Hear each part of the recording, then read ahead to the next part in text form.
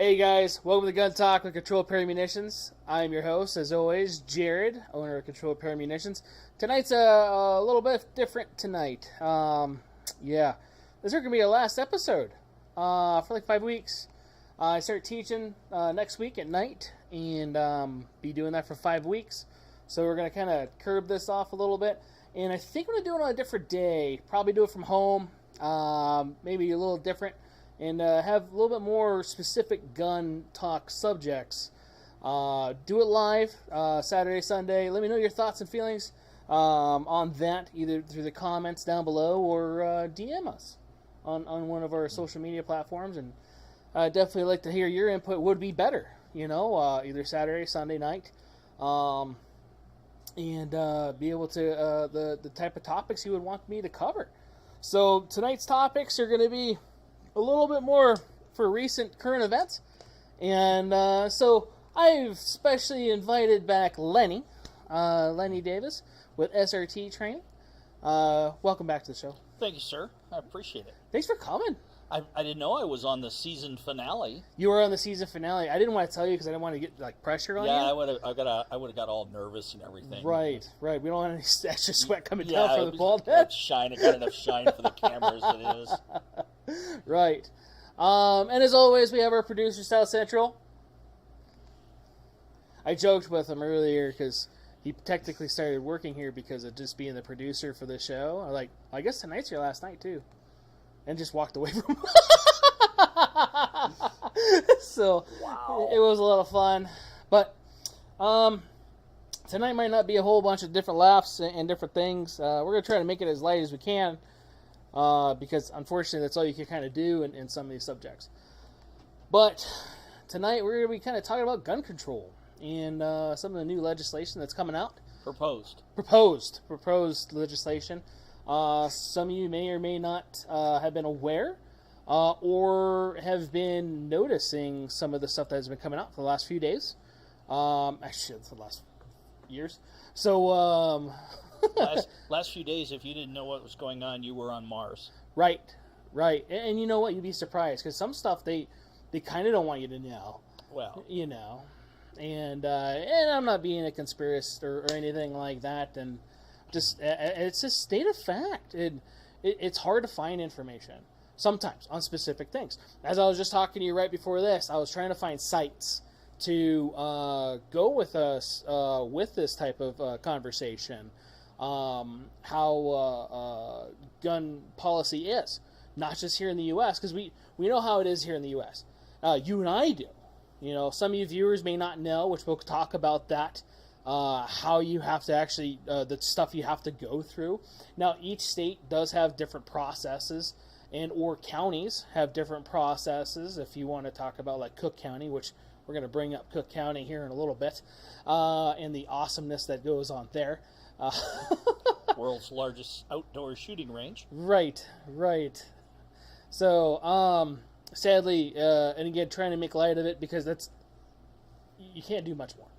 Unfortunately, no. It sucks. The whole subject just sucks. So, gun policy. I was trying to Google it, and you guys are welcome to. I'll probably get kicked off YouTube for that too, for spamming or phishing because I'm suggesting you to do research. I don't know. That one of the last episodes are like, yeah, you're phishing or telling people to go to harmful websites. I was? Like the suicide hotline? Okay. That's harmful? I don't know how. But anyway, so... Don't violate those HIPAA laws. Right. You can't do it. So, anyway, gun policy is kind of a hard subject to find. Most of the newer stuff, hey, no echo. That's pretty good. So, the audio issues. It's lagging though. Is it lagging? That's fine.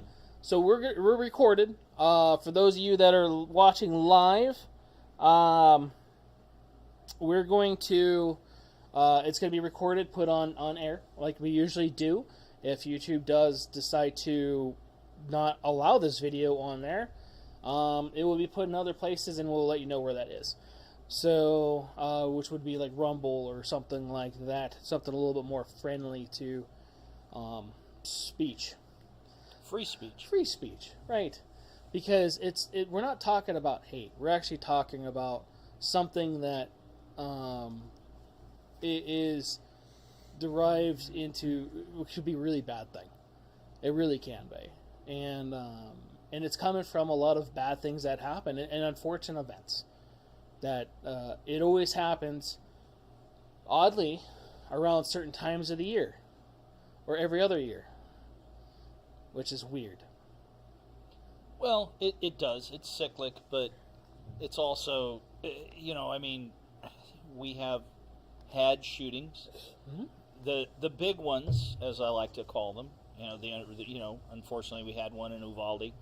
Yeah. Just this last week, which was a shame. Yeah. And, I spent the majority of my adult life defending everyone's right to free speech, to prosper and live in this country by enforcing the laws of this country. Right. And nothing drives me crazier than to see the laws and the statistics twisted. Yeah. But we're never going to have a conversation, the real conversation that we need to have. We need to sit down in this country and say, okay, throw the politics out. Yeah. What do we got to do? And everybody is on two sides of the fence, Mm-hmm. different sides. It's either, we got to get rid of the guns are evil.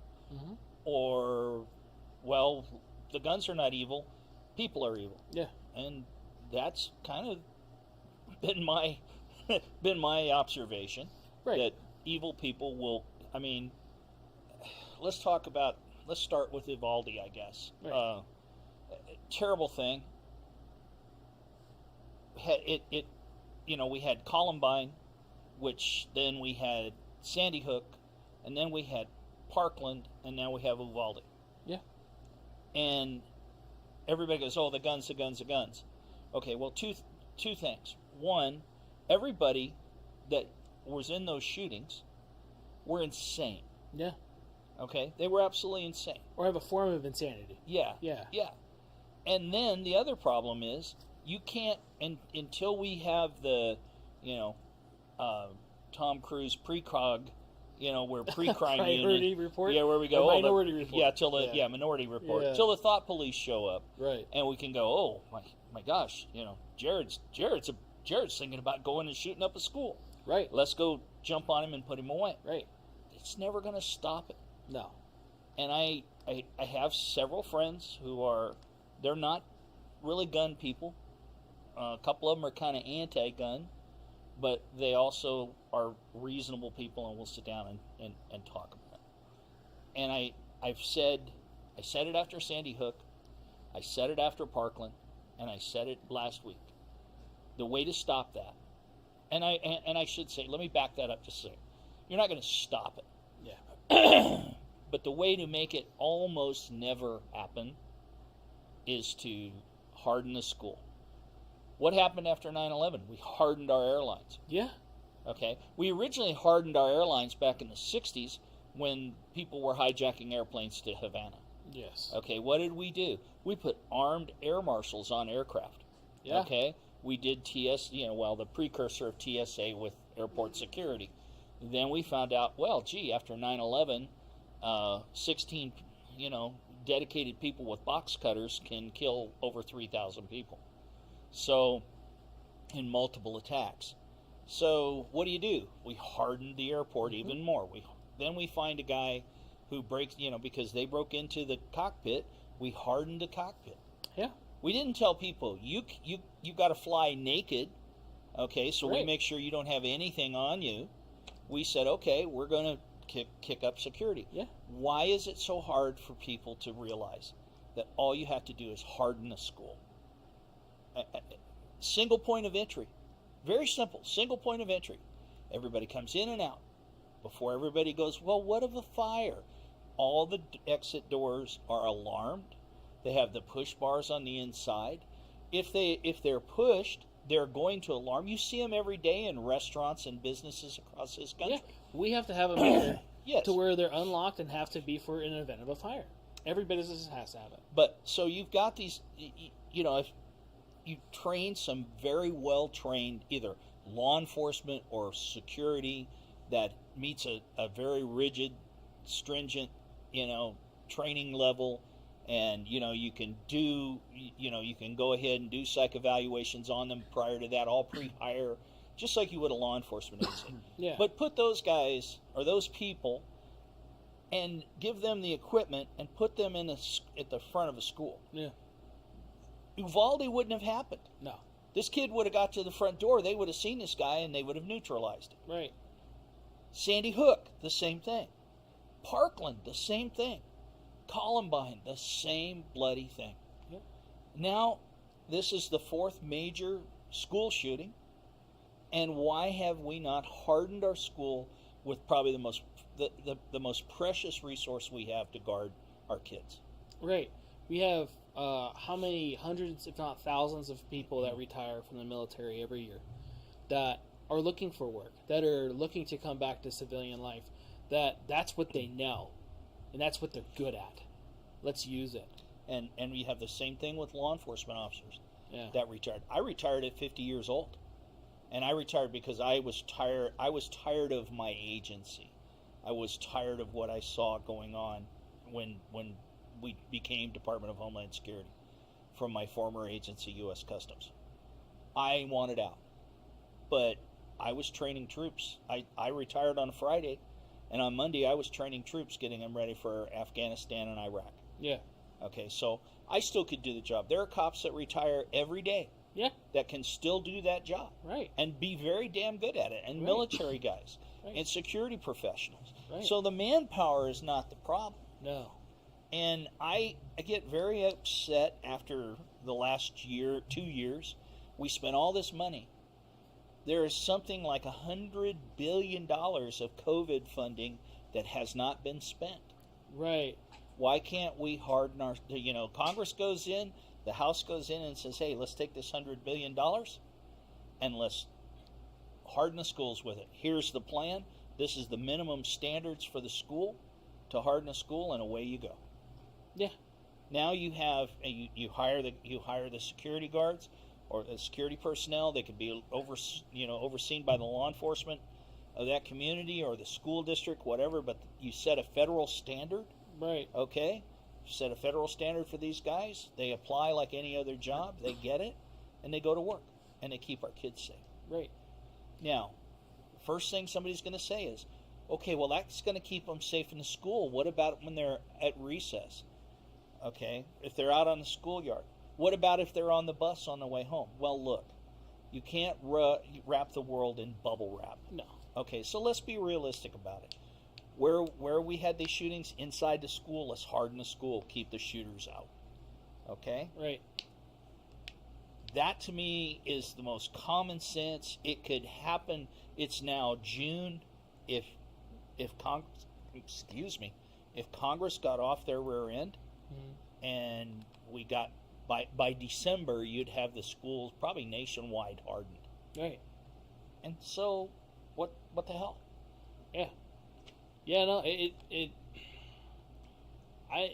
there's a process, and yeah, it can be a little bit of work, but look how much work we're doing in other things that maybe if it's a really big thing, and because it is, loss of life is tragic. Yeah. No matter who it's for, and biggest thing is too, guys, for anybody that's paying attention to this either live here right now or listening to this later, we're not trying to politicize this at all or make this a certain way or an agenda. It's actually just our thoughts and feelings and how it can be better, possibly. And I'm sure there's somebody smarter out there than both of us that could probably come up with something.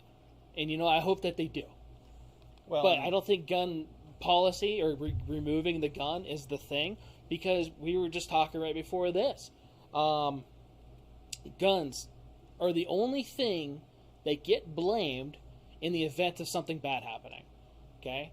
If somebody gets killed in a DUI, you know what? Let's stop making Camaros. Let's stop making Suburbans. Let's stop making F-250s.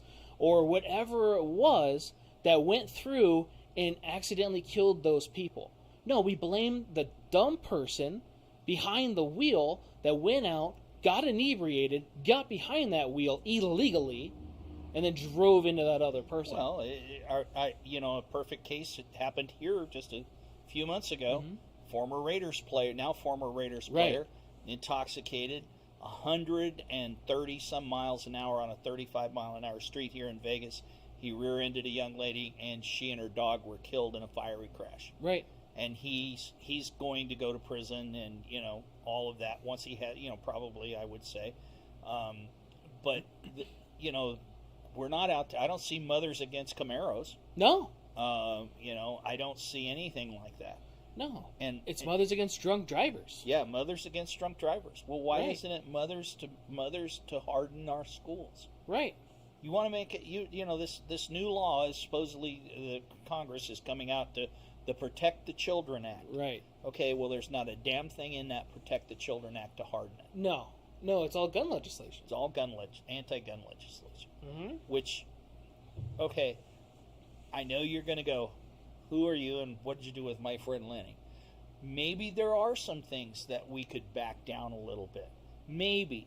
But not at the cost. It's not the most field expedient thing to solve this problem. Right. Because you're never going to take, I tell my friends, if I could magically take every gun away right now, except for the police and the military, one, we'd be living in a gulag. Right. Okay. But two, if you could do that, the bad guys are always going to have something to hurt them. To hurt somebody. There are. Two brothers in Boston. They didn't have guns. They went to Pressure cookers. They went to Walmart, bought pressure cookers, and then they went and bought fireworks. Yep. And used it and made improvised explosive screwdrivers or nails screws, and nails, everything. bearings, They basically made a giant bomb. Yeah. So what's stopping it? Like we were talking earlier, what's stopping a kid from psycho like this kid in Uvalde saying, okay, well, I want to blow up a school. So Right. he goes and makes a whole bunch of pipe bombs and starts throwing them in the classrooms. Right. And we're not suggesting to do that or for anybody to do that. It's hypothetical. Yeah. It's if you think if anybody's out there Right. think that I am actually telling you to do that, Right. Report to your local police department and turn yourself in because you need help. right. And I guess I'm going to segue right into it. Yeah. The thing that drives me the craziest part of this thing, since I can't think of I forgot the name of the decision, but it was in the early 70s. It said you cannot hold a person for more than 72 hours for a psych evaluation. So that changed everything. Yeah. Prior to that, we had about 500,000 beds in this country for mental patients. 500,000. Mm-hmm. We have less than 50,000 now nationwide. So And our nation's grew since then. yeah, just a tad. Just a tad. It's Right. grown a little bit. And look at Las Vegas. Yeah. Since I've moved here 20 years ago. Since you moved here almost 40 years ago. Not that long ago, but Wasn't even 1988's alive. not that. Siri, how many years? No. But it's been a while and it's Yeah, changed. Just yeah. our town has changed. Absolutely. No, it totally has. And I sit here and I go, okay, what happens to those people that, okay, they've got obviously some mental problems. They have contact with law enforcement or whatever. They get picked up. They get taken into the hospital for 72 hours.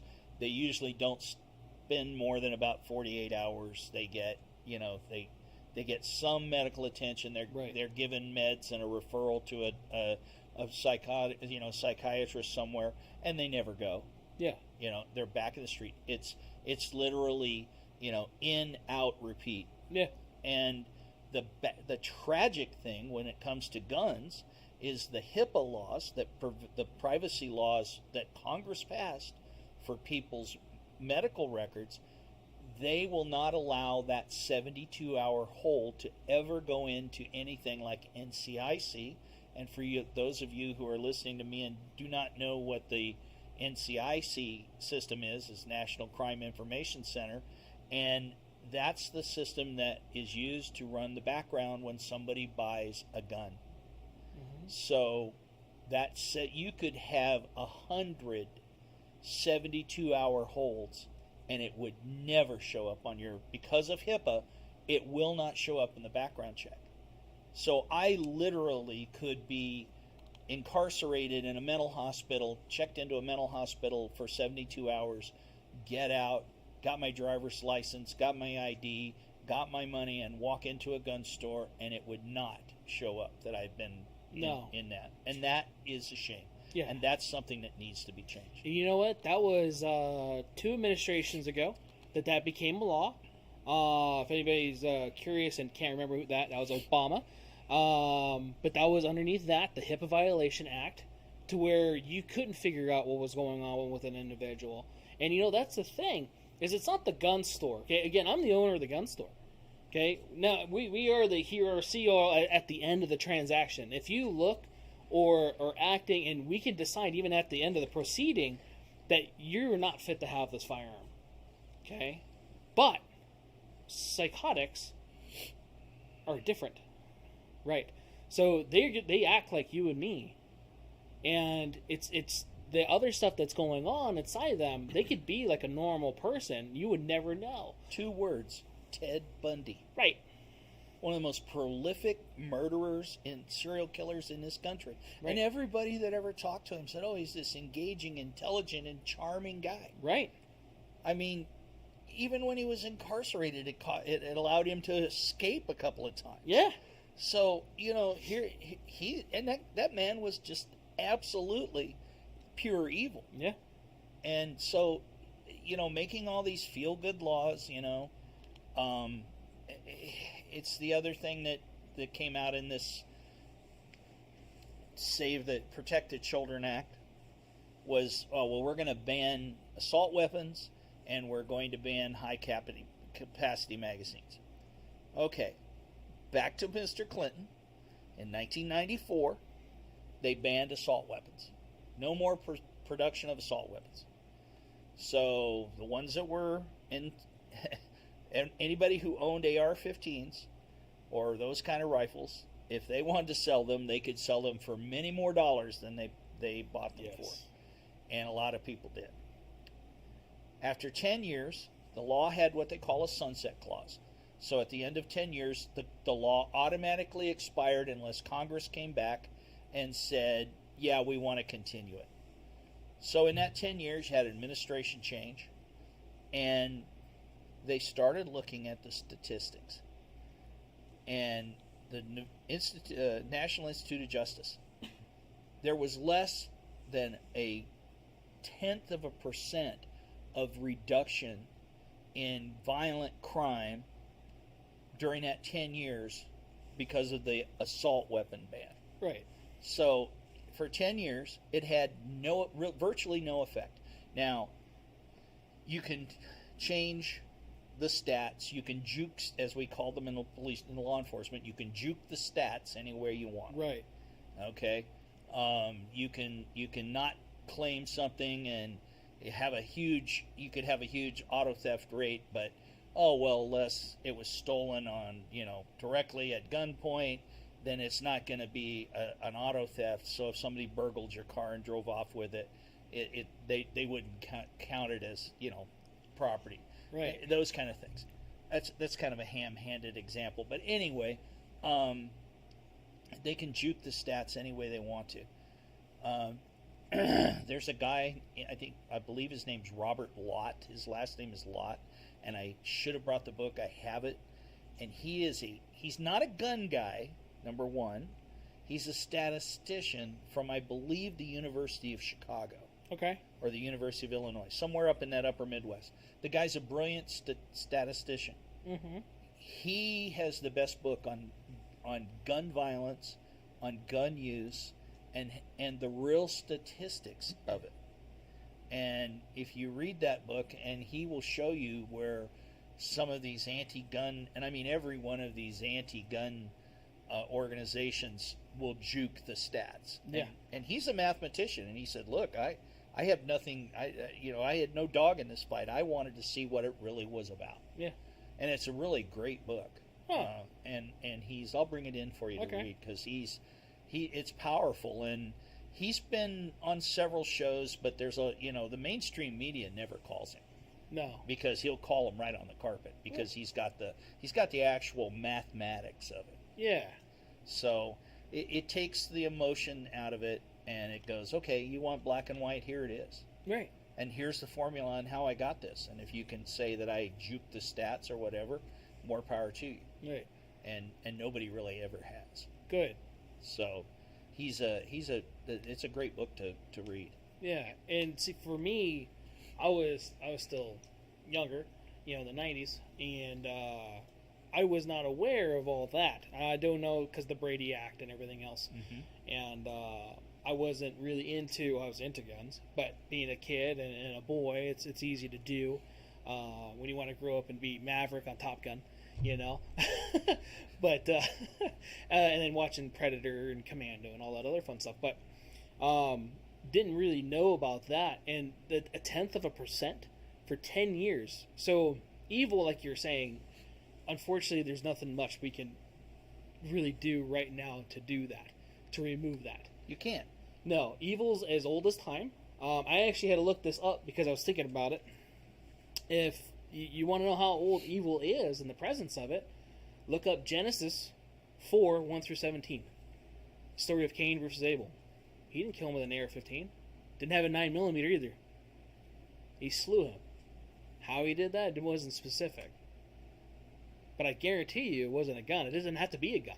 It was blunt trauma from a granite. Right.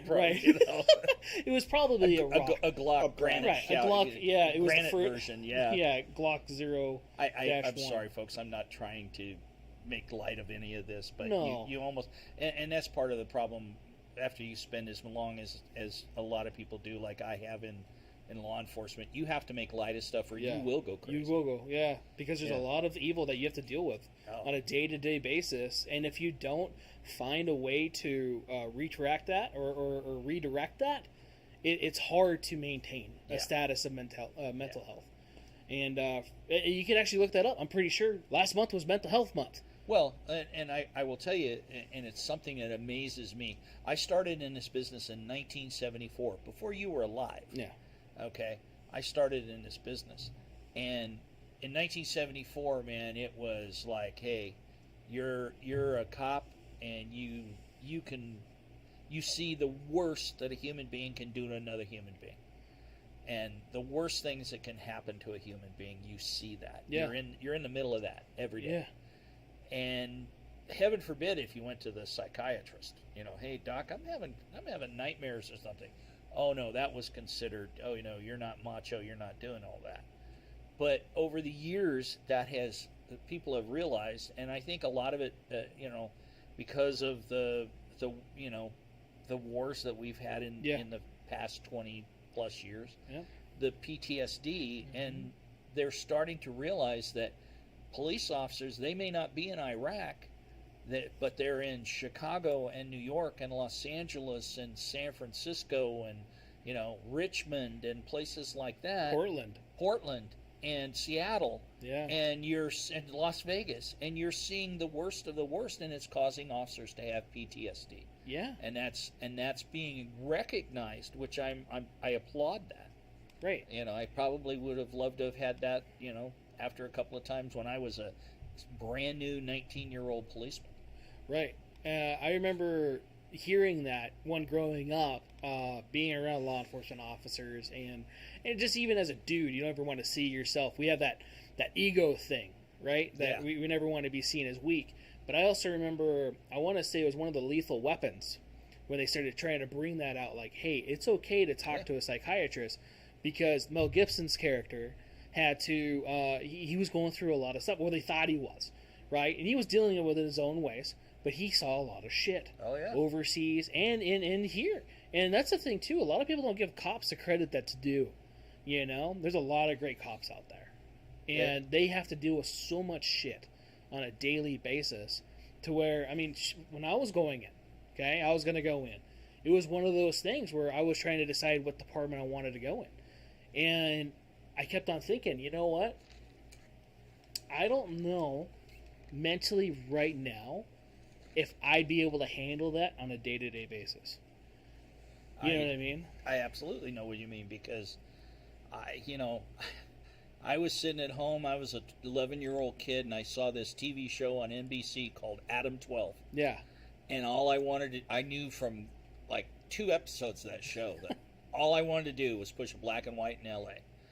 Boy, am I glad I grew up, smartened up, and didn't end up in Los Angeles. Right. You know, of course, I've been Especially back then. Yeah, back then as an LA police officer. But you know, I mean, you sit there and there's a lot of stuff that goes on, and then of course, and for every million, there's approximately 1 million contacts with law enforcement and the people they serve every day. Yeah. Every day. And even if there's 100, or even if there's 1,000 instances where they have used excessive force or something like that, that is so infinitesimal in 1 million. And I'm not excusing it. Don't get me wrong. No. Okay. The George Floyd thing was just outrageous. Right. Okay. I can't abide by that. No. And there's been others, but then, you know, you're not people see television and the movies and they go, oh, he should have just put his hands on him and put him in a wrist lock, and he's got this dangerous guy. Those people have probably never had a fight even on the schoolyard in the sandbox. So until you fight a human being on the street who's pissed off, right, on drugs, drunk, just crazy pissed off, you don't realize what it takes to take that person into custody. They get on that nerve ending, their nerves, they don't feel anything, and then they have like this next level strength, adrenaline rushes, and everything else, to where you're already outmanned no matter what your size is, depending on the individual. I mean, I worked as a customs and DHS special agent for 25 plus years. Yeah. And the most dangerous, and I dealt with cartels. Yeah. I mean, we did all that. The most dangerous cases I worked were always steroid cases because of the roid rage. Yeah. And I'm telling you what, I arrested a guy who was wanted for a kidnapping of 2 kids over a steroid deal in California, and I found him here, and I arrested him. I had a shotgun 2 feet away from his head, and he's sitting in a car, and he had his hands on the steering wheel, and he put his hands down. And I took all the slack out of a Remington 870 shotgun, and there's not any slack hardly there. And I just screamed at him, and I said, man, you put your hands back on that steering wheel or I'm going to kill you. So he does. We get him out of the car. We take him into custody. What's he reaching for? He was reaching for a part of an axe handle. I get him back to our office and I interview him, and I says, man, I said, what were you thinking? And he says, for a minute, I said, I'm going to take that stick and I'm going to beat you to death. And I said, dude, you're sitting in a car. He was sitting in a IROC Z28 Camaro, and I'm standing outside the car 2 feet away with a 14-inch barrel 870. And I'm saying, dude, I said, you would have not. And he says, when you said you put your hands back in the, when I yelled at him, and I guess I probably yelled louder that you could hear him for miles. But right. He said, that's when I decided I couldn't do it. But for a second, he thought about it. Yeah. So... And that's just one event. Yeah, that's one time. One event. And that's 30 years ago. Right. And I still remember that to this day, Yeah. So, I mean, that's things that you when you deal with people like that. So, it's not always easy. And but I don't mean to get too far off in the weeds. Dude, you're about good. Stuff. But that's the thing is that's a form of evil. You just stated right there a form of evil that you were dealing with at that point in time that was going to take you on with a shotgun with a stick. Yeah. What if he had something else? Oh, yeah. Oh, if he'd have come up... I told him, he said, well, you wouldn't have shot me, would you? I said, dude, if you'd have come up with anything other than your hand, if you'd have come up with anything in your hand, I would have killed you. Right. Because what if it was somebody else? Sometimes, that. There's some guys that have that hesitant. Oh, yeah. There's... I see a lot of it now that I see officers... I think more officers are getting hurt now. Yeah. Because they're less afraid to engage a person because more afraid. I should say. Yeah. You're right. You're more afraid of engaging a person because you don't want to end up prosecuted or used in the news for something bad. Yeah, look at the 6 officers in Baltimore that put Freddie Gray in the back of the deal, and they got prosecuted. Right. Or they were found not guilty, thank God. Yeah. But they got prosecuted anyway. Yeah. And look at this. Look at the people like Gascon, the DA in Los Angeles. Okay, we were talking about laws. Let me bring out another little tidbit. We were talking about it earlier. We're talking about laws. And I heard tonight they were talking about all the guns that go to Chicago are all coming across the border from Indiana. Yep. Okay, they're coming across the border from Indiana. They're either stolen or they're straw purchased. Right. Which is illegal, by the way, to do. Very illegal, federally illegal. It's a federal felony to do it. Yeah. And in 2017, there were 77,000 reported cases reported to the Justice Department. Yeah. So that's referred to ATF, FBI, everybody that the Alphabet Gang. The Alphabet Gang. Yeah. To the Justice Department, to the United States Attorney's Office. 77,000 cases. Take a guess on how many were actually prosecuted. Probably a tenth. Less than 7,000. Yeah. Out of 77,000 cases. Yeah, that's a tenth, people. Yeah. I'm not a math wizard. So you can't tell me, Siri, how many? You can't tell me that we need more laws on the books. And they're saying, I heard tonight, we're going to tighten up the straw purchase law. It's tightened up enough. Prosecute the cases that come in the door. Right.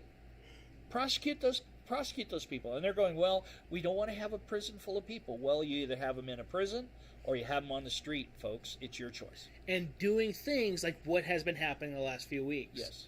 So it's one or the other. Yeah. So, we're talking about Chicago. How many shootings how many shootings this year has happened in Chicago? Anybody know?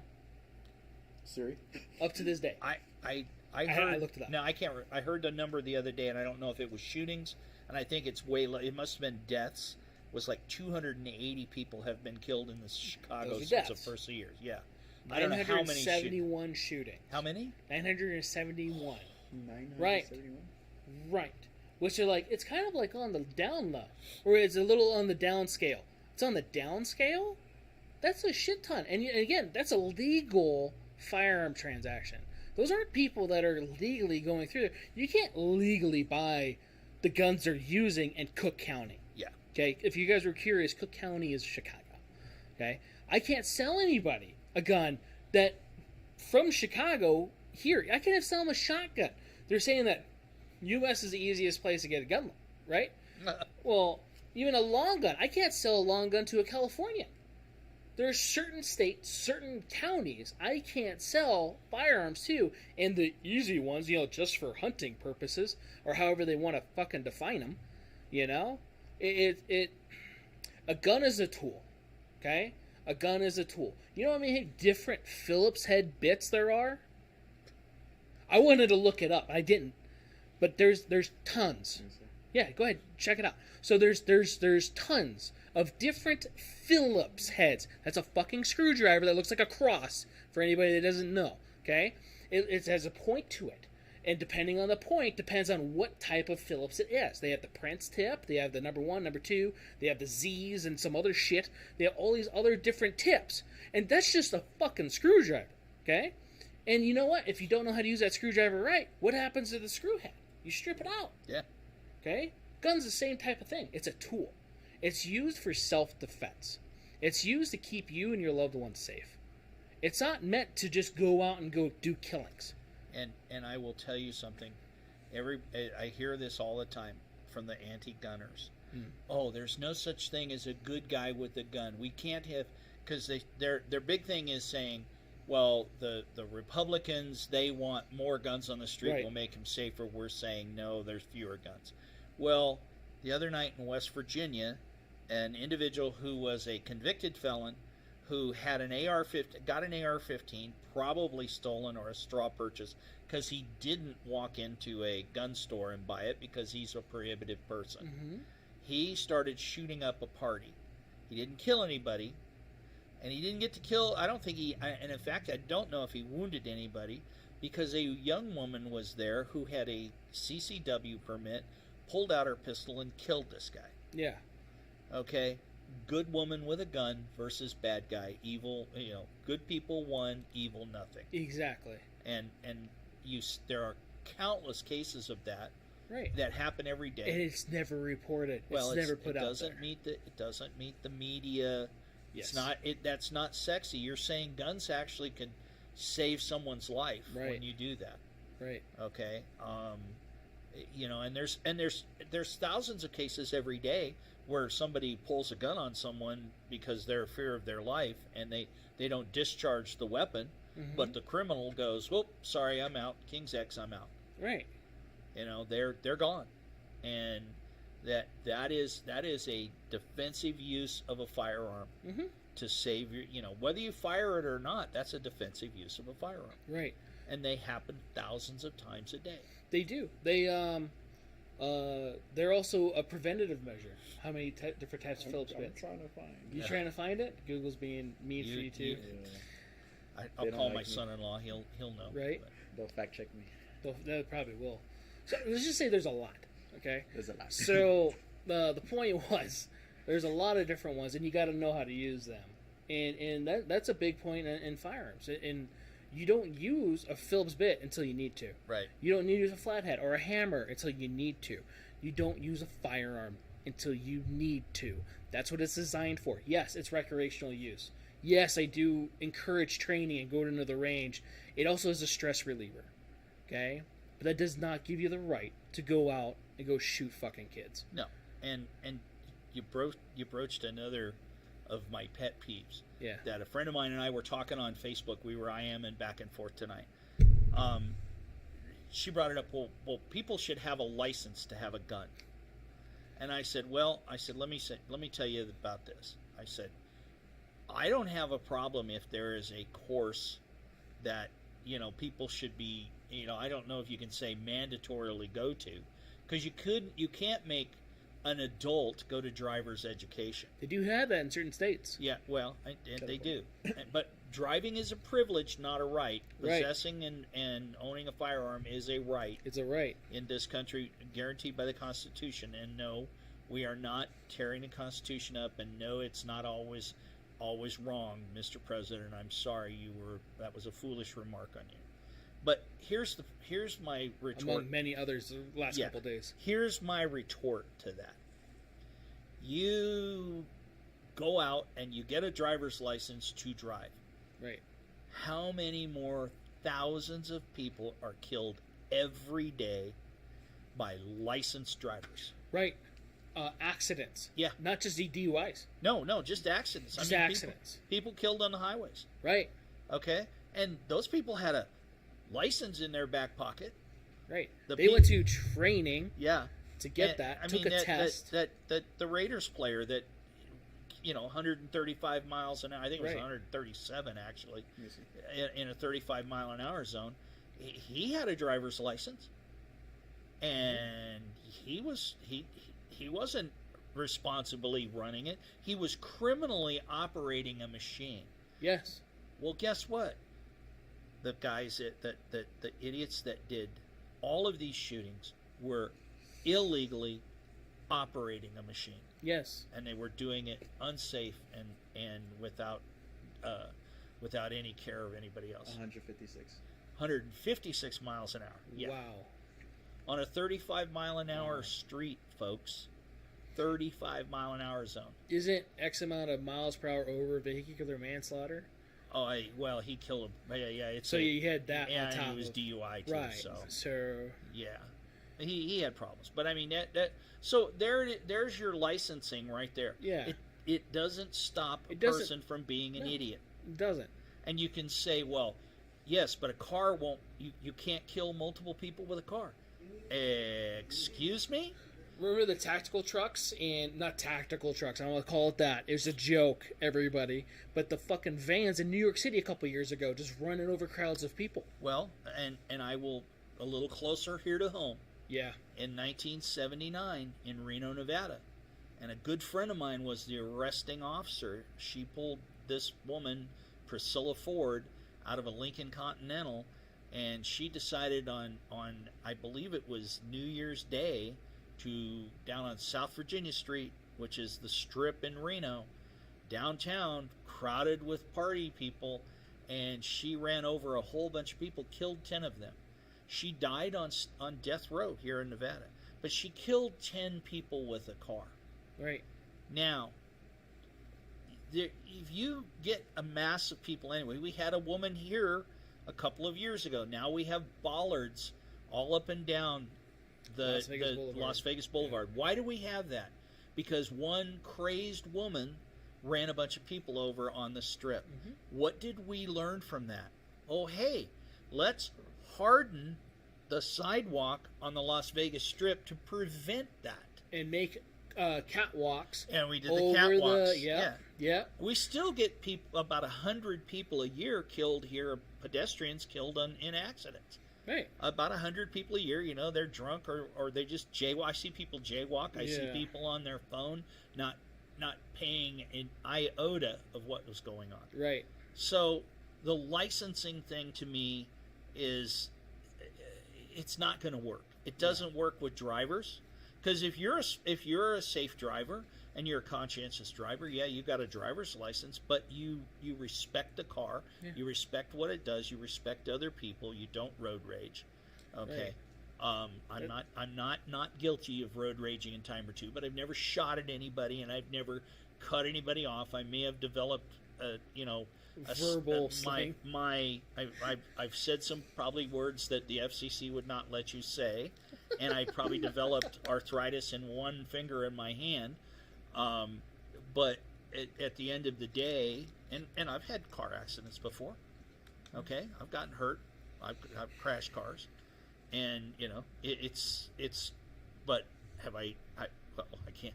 Okay, I have shot people, but that was in the line of duty. That was work. I haven't Completely shot different. anybody just for fun. No.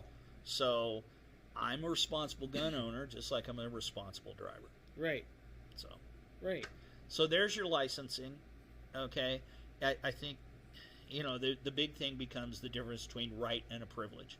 Yeah. Because I can remember to this day when I took, and I'm from Northern California, when I got my first driver's license from the state of California, and the big thing in the book was, remember, driving is a privilege, not a right. Mm-hmm. Well, owning a gun, my friends, is a right guaranteed under the Second Amendment of the Constitution. Right. So, and there we are.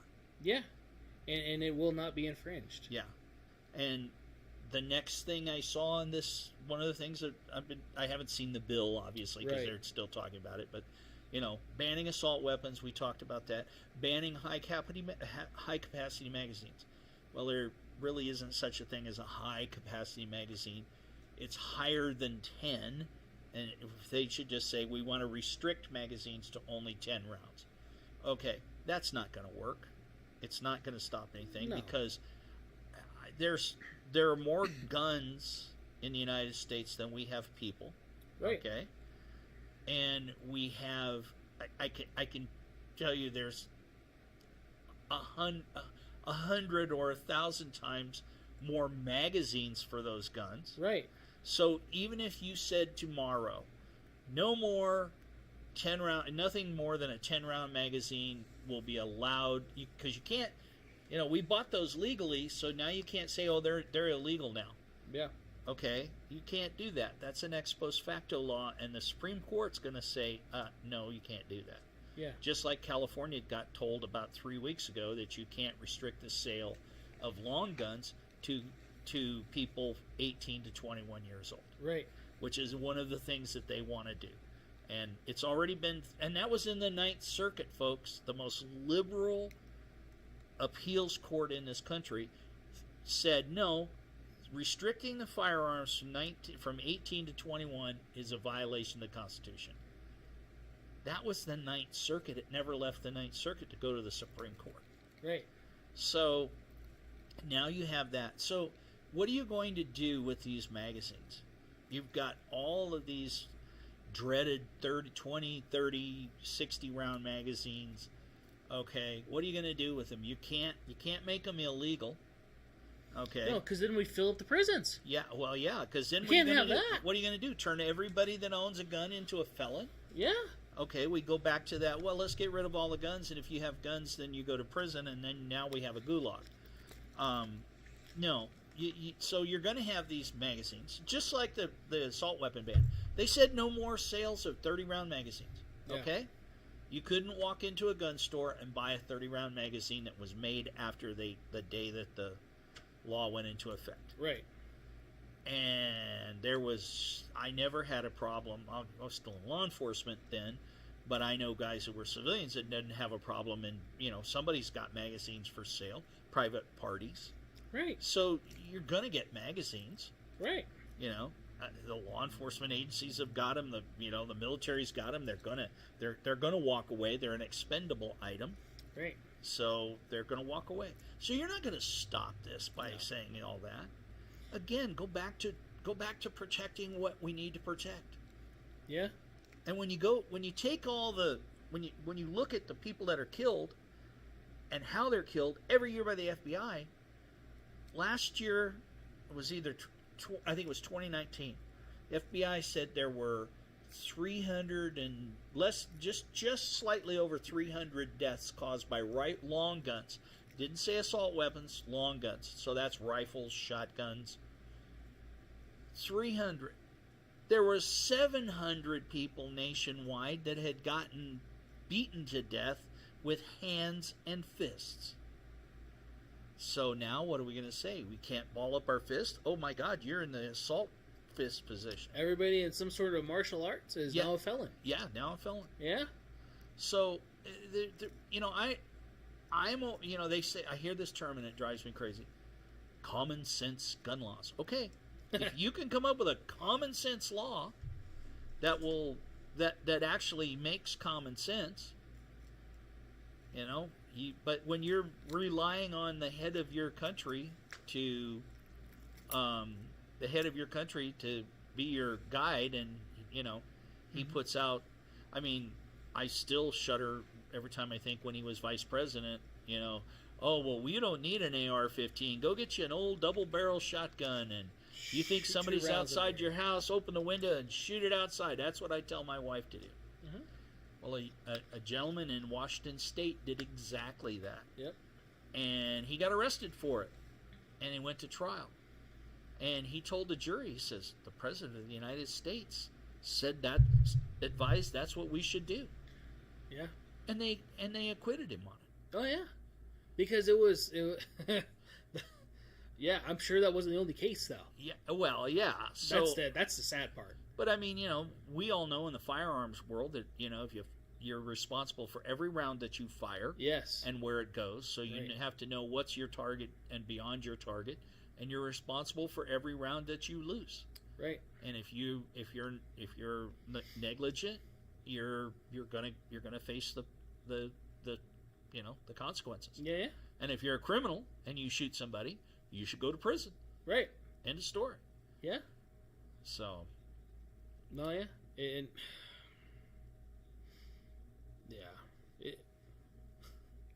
It's a joke. I don't know what else. There. Of course, now this and tonight I felt really bad for a guy named Fred. Oh, I can't think. I had his last name. He was on MSNBC tonight. And his daughter was one of the kids that was killed in Parkland. Oh, Parkland. Yeah. Okay. So they had him and a Congressman Lou from California, who was in the is on the committee hearing the hearings today. Gutenberg? Yes, Fred Gutenberg. I feel really bad for Mr. Gutenberg because nobody wants to lose a child. No. Okay. But I saw how rabid people can be. I shouldn't say that. I see how emotions carry people away. Yeah. Because they spoke to this congressman about, and that, and then they asked him what he thought of it. and he praised this congressman. I thought you guys are right on. You're really doing it. You're doing what's right for these people. And then he talked about, well, what do you think about the people across the aisle? And he said, they are insane. Every other word was, they're out of their minds. They are insane. They're crazy. So, there's where we can't have that conversation. Right. We can't have that we need to have that conversation. Yeah. Sit down and say, okay, where is that at? What are we comfortable with?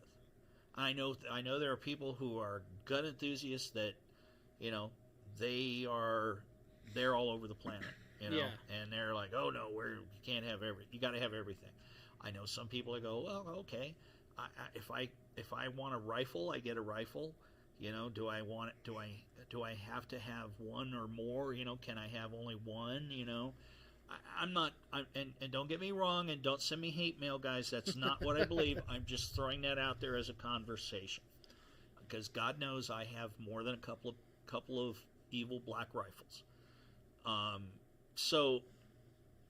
But that's the conversation that we need to have, and we've got to take this emotion out of it. And oh my God, it's for the children. Okay, if it was for the children, we would be hardening the schools, single points of entry, and we'd be hiring gentlemen, right, or hiring people, men and women, to be the security guards for school when it opens up in September. Right. That's what we would do if you're going to protect the children. Right. I don't remember who it was yesterday. They were in. I want to say it was yesterday or the day before, because we were closed Monday, but brought the schools in Jerusalem. And the schools in Jerusalem, I can't remember what year, so I don't want to get fact-checked or anything. Would you like to know? Because I know the guy that said that. Yeah? Was that you? It was me. So we were talking about gun legislation. He's going to Israel, and Yeah. Well, go ahead. Well, it came from you, so I'd rather it come from you. And this is the thing with Israel. They're the perfect example. In the early 70s, they were having terrorist attacks at school. They still are, by the way. Well, they are. Well, they are, but they're not going into schools. Yes. What did they do to stop that? Well, let's see. They hardened the schools. They made them a single point of entry. They put well-trained guards on them. They even have guards that sit like 50 or 100 yards away to watch people that go to the front. Yeah. So they're doing all of this, and how hard is it for us to do that? We don't have to, and I hear from the other side, oh my God, excuse me. Wendy's. Yeah. We hear from the other side, we don't want to make our prisons or our schools a prison. Well, we don't want to make them a morgue either. No. So I can remember going to the airport and walking to the airplane and not have to go through security. Okay, I was young then, but I still remember that. I remember that. No, the Wright brothers were not the pilots. Okay, but you can't do that now. No. And because we hardened it, because, well, gee, guess what? They used airplanes to kill 3,000 people in 2001. So why can't we harden the schools? Okay? No, that's not going to stop things like what happened in Tulsa yesterday. Right. Another unfortunate event. Yeah. That was by a person that it was not mentally fit. No. And probably on drugs, painkillers, because he'd only had surgery on the 19th of May. Right. So he was probably under, I don't know about Oklahoma law, but here in Nevada, if he was under the influence of painkillers, he was violating the law anyway. Right. So you're violating the law. Right. Well, why did people violate the law? What, the law's there.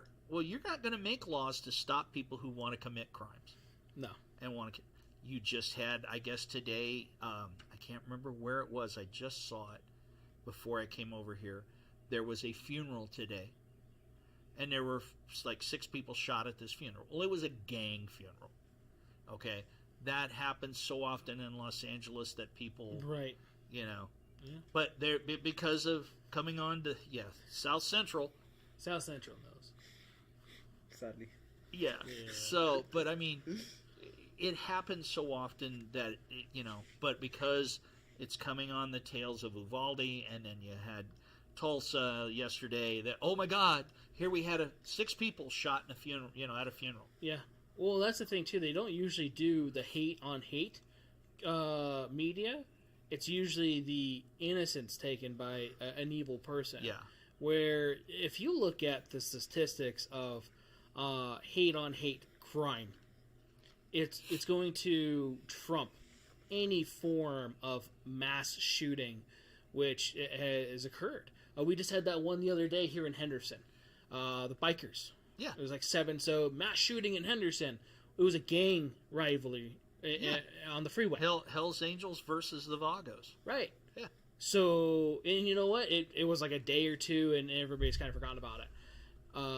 Actually, a lot of people haven't even heard about it. Yeah. And it was here. And it held up 95 on both ways. They had for it blocked hours. off for hours. Yeah.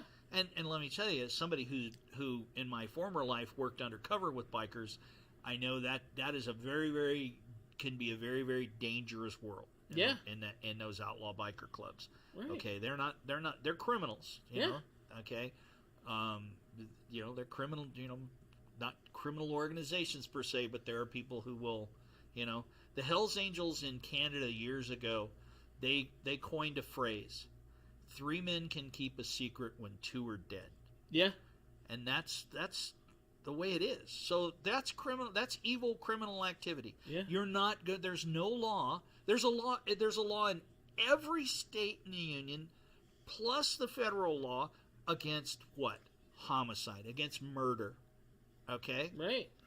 How many people get murdered every day in this country? Yeah. I don't even want to know the statistic, but it's like every other minute. Yeah. Or something like that. So people are getting murdered in this country. That's again. Guess what, guys? Not just by guns. Yeah. Not just by guns. Yes. And certainly not very, very few. Like I said, there was in 2019 there was just over 300 that were killed with long guns, which would be everything from a hunting gun to an AR-15. Yeah. And that's less than 1 a day. Yeah, and there was like 600 people, compared to what 700 people that were killed with hands and fists. Were just literally beaten to death. Yeah. So, here's the thing: you can make all the laws you want, and the only people that are going to abide by them are law-abiding people. And now the criminals aren't going to give it 2 hoots in hell about any law that this new law comes out. The only law that's coming, the only people that any new laws that are going to be enacted from Congress is going to affect law-abiding citizens. Right, and that's it. That's it. Because criminals are still out there. Evil is evil. They will find a way. And we were talking about, so this is the other part I want to get into, just to show in the fact that, in U.S., we're abundance in guns. Okay, I was actually looking at some statistics of how many guns per 100 people we have. It's 120 guns per 100 people, like, yes. Maybe. So, right. I have 2. So, I have 2 safe. Lost in a boating accident. 2 saves. Yeah, I lost in a boating accident. But I have 2 on me. Yeah. Right. I have 2. Guns again aren't the issue, because if they were the issue and there was these mass killings all the time, our population would be a lot less if you think about it. Right now, so other countries, we were talking about other countries. The white actually. Hanata brought up too. So France, I was actually looking up France. Is some weird gun laws. It was one of the, I can't remember if it was a site or not, and I wish I kept it, because like Italy had some weird laws too. So I was learning about European laws. Well, the mafia. Right. They don't have guns in Italy and Sicily. No, don't worry about it. No, they don't have guns there. No. So, he was talking about how the guy went around the crowd and started stabbing people. That happens every day. There was that one just the other day in New York. Guy was bleeding out in the subway. There was no cops down there in New York City. So New York City doesn't have cops down there. Well, that's another city that's defunding, right? We don't have enough cops there. So shit's going to happen. And it sucks. Because law-abiding citizens are the ones that are going to be getting the ones, all the effect of it. Yeah. And so this person's sitting there bleeding out, and they have these good people trying to help him from bleeding out, having him getting lower, trying to keep pressure on it. It looked like it was an arm wound. You just see just like pools of rivers of blood, and so on and so forth. And it was pretty gnarly. That was here. That was in New York. Not just other countries. Well, New York is the home of Bernie Getz. Yeah. Back in for those of you that have been around as long as I have, there was a guy named Bernard Getz who had an illegal firearm because he was trying to protect himself. He got accosted by I believe 4 or 5 young men on the subway, and they pulled a screwdriver on him, and he was in fear of his life, and he shot. I don't think he killed anybody, but I think he wounded all of them. Yeah. So for somebody who didn't really carry a gun and practice with it because he couldn't have it, he did pretty well. And of course, they prosecuted him in New York under the law, and of course, he went to jail. Yeah. For defending his life. A law, he will again in the technicality of the law, he was not inside the law. He was outside the law because he was not legal to have a handgun. Right. But if that happened here, or if it happened in Wyoming or any place that has a concealed carry permit, or constitutional carry, then those kind of places, those things don't happen. I can remember in the early 80s when Florida was the first state to make it really easy to get a CCW. All you had to have was a clean record, and you could get your CCW in a matter of days. And they had hundreds of people that were elderly, because there's a large, people go to Florida from the Northeast to retire in the sun. And there was a lot of people that were elderly folks, and they were going to ATMs and getting robbed. Mm-hmm. Well, they said, hey, we got to have something to protect ourselves with. So Florida changed the law and made it very easy for them to get a CCW. It's amazing how fast the armed robberies at ATMs dropped off. Right. All it took was a couple of victims going, no, and pulling a gun or shooting a couple of guys, and the word gets around that, oh, gee, we are not going to, pick on those people. Right. So those are events where the good guy with the gun stops an event. Yes. And it's like that too, where the gun law thing, all these people that are trying to push for it, they're going to still have security. They're going to still have some form of weaponry because they know there's evil out there. And the only way really to stop evil is to try to mash it. Well, and unfortunately, we need to have tools to do that because evil is ruthless. And I have a really hard time.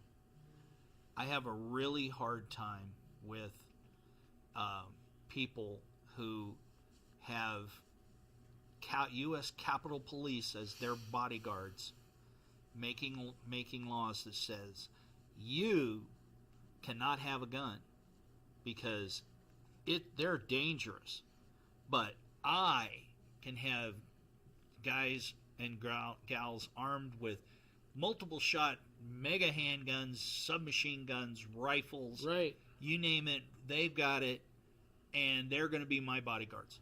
Yeah. I have a real hard time with that. Yeah. Joe Biden's never going to be, and his family are never going to be without a Secret Service detail for the rest of his life. Right.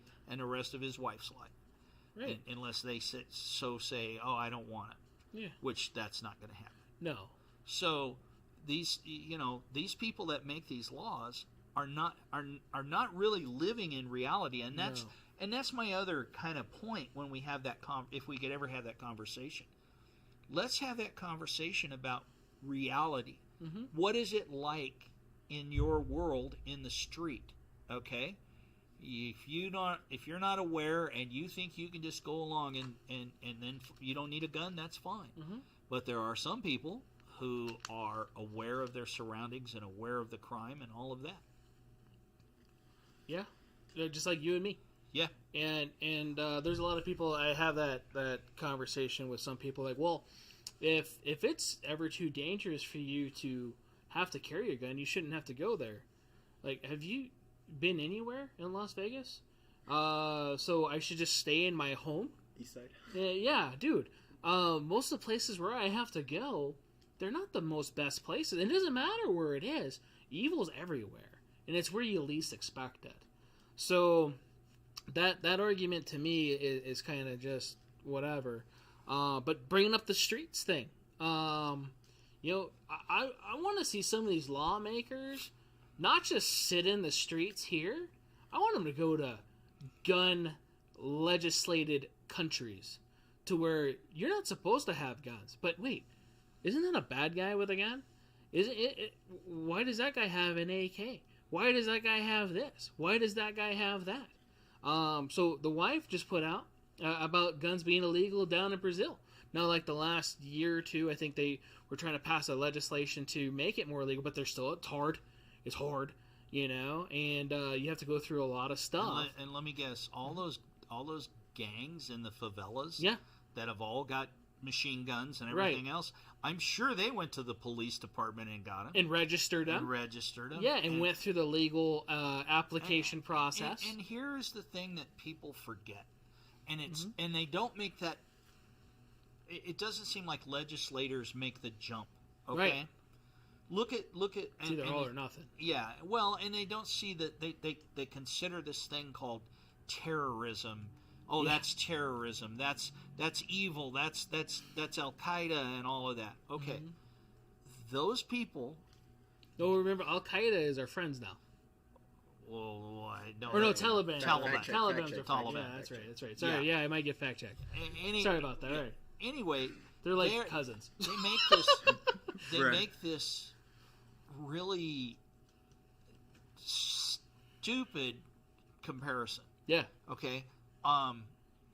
Charlie Hebdo, the magazine in France, in Paris. Okay, what happened? Two criminals, terrorists.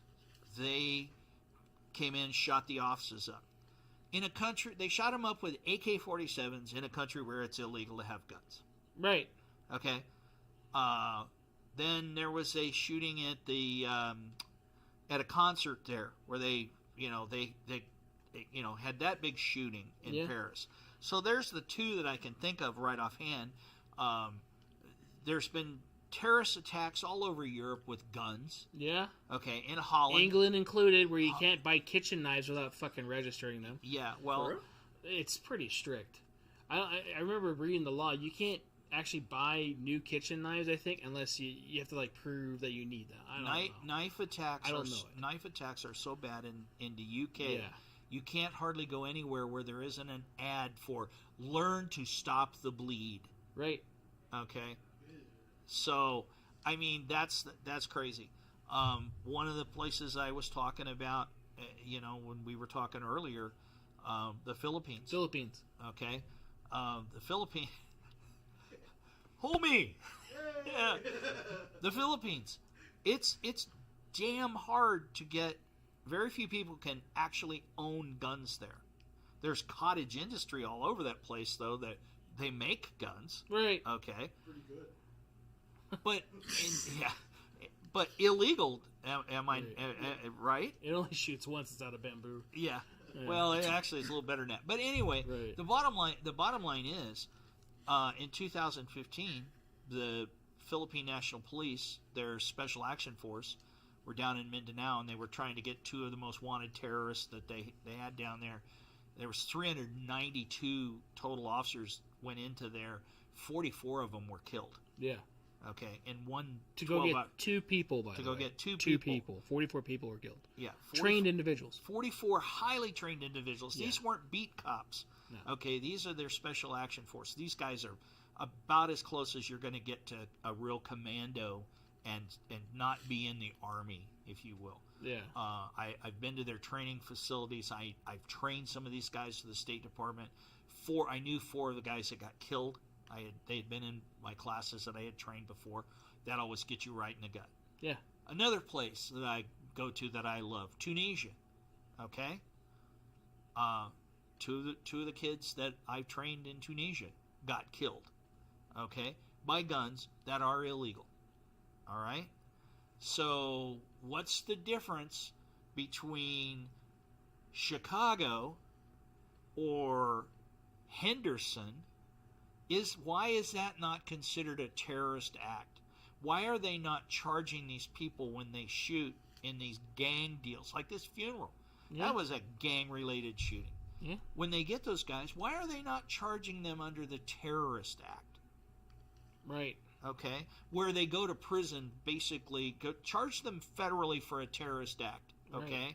They violate their. Anytime you take your gun and you're trying take a weapon or use force, and you're say a gang and you want to control your turf, Area. Yeah. okay, and you're using force to do that, that's terrorism. Yeah. Okay, You're enforcing terrorism. You're enforcing terrorism. So why are we not charging those people federally under terrorist laws? Right. Okay, you couldn't get it. You couldn't get it right now in the county of Los Angeles with George Gascon, the district attorney, who won't charge death penalty murder. He will not charge murder. He will not. In California, you must steal over $1,000. You must go in and shoplift over $1,000 of items, or you don't get prosecuted. Okay, if we don't do something about that, and just say, oh well, hey, it's only $1,000. Could you lose it? In your business here, could you lose $1,000 a day in inventory? No. Hell no. No. I don't know any business that could lose $1,000 a day in inventory. No. I guess everybody in California's business, because it's allowed. Although, especially with the videos have just been getting outrageous over the last couple of years, and nobody does anything. People going in there with trash bags, suitcases, filling them up. They were just watching. Please stop. And the security people, they're doing it.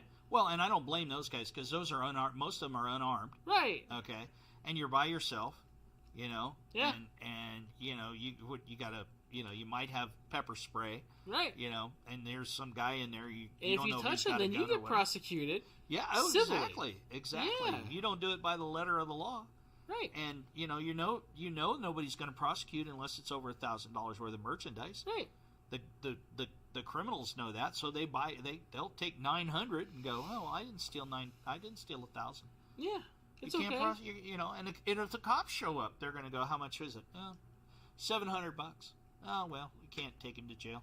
Right. We'll trespass him out of here. Here's your stuff back, if you get it back.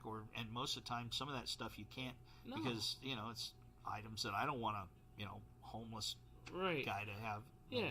You're going to throw it Or away. damage or whatever. Yeah, so you're going to lose it. Yeah. Where did we lose? Where did we lose our common sense about controlling crime? No. I don't, and I sit here and go, I sit here and I go, I worked for a border agency for over 25 years. Yeah. Okay, I've been to the border. I know how bad the border is. I've done undercover with those people across the fence. The real people who run Mexico, the cartels. Yeah. Okay. The Colombians. Those people are very, very evil people. Yeah. We don't have a clue, because we don't wake up every morning and 8 or 10 headless bodies stacked Hanging like or cordwood whatever, yeah. or hanging from a bridge. Yeah. I'm telling you what, if you want to see a hue and cry here in this country, if the cartels ever really they're here. There's no doubt about it. But Right. if they got to the level where we weren't enforcing stuff and enforcing the law and let them Go run amok rampant. like they do in Mexico, Yeah. it's over with, man. Right. Game Right. over. I showed my students Sicario. Because some of them had One or two? one. Mostly because The border scene? well, the border scene for one, and then two, most of the two's also in Spanish. So there's a lot more Spanish, and we didn't have a lot of fluent people in there, me included. So No sabo? yeah, I need subtitles. So Huevo. For real. but You know what? The thing was, we were just talking, and it was right around the time of something around the border. And a lot of my kids, they don't know. They don't know a lot of that stuff. Like, look, this is Hollywood actually transcribing it pretty fucking close. To where you see those naked bodies that are just hanging there, the headless people, the just rampant gunfire all across Juarez. That is literally going on. That's about as perfect and real a description, right, of Juarez or Tijuana, any of those places. Right. Cancun, with the last recent months, have been getting attacked by terrorists or gang violence.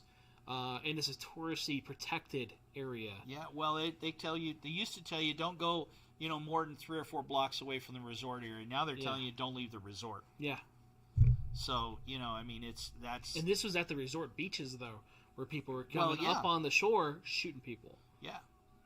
And I last time I went to, a few months before I went to Tunisia the last time, I taught some of the guys here in the States, and then I went over there to teach some more classes. And, they'd had the Bardo Museum, they had a couple of terrorists walk in there and start shooting people up. Again, AK-47s, gee, where'd they get those? Okay. And then they had a single guy down in a beach resort, and he started walking up the beach shooting people. Right. So, again, with an AK-47, okay, it's illegal to have it, but it didn't stop it. The law doesn't stop it. And it's going to still happen. And again, the law-abiding citizen is going to be the common Joe, the common person on the street today, the person that's not in the shit, that's dealing with bad stuff, is going to be affected. And all you're going to do is just let loose the opposite of what was deemed as the Wild West. Yeah. The Wild West was controlling evil. There was always the Wild West was not near as wild as people think. No, it wasn't. Because you know why? Because everybody had a gun. Everybody had a gun. And it's amazing in reality, not the TV and the movies, but in reality, how really courteous the Wild West was. Yeah. Yeah, sure. There were people that got in gunfights, people that shot each other and got drunk and all of that kind of stuff.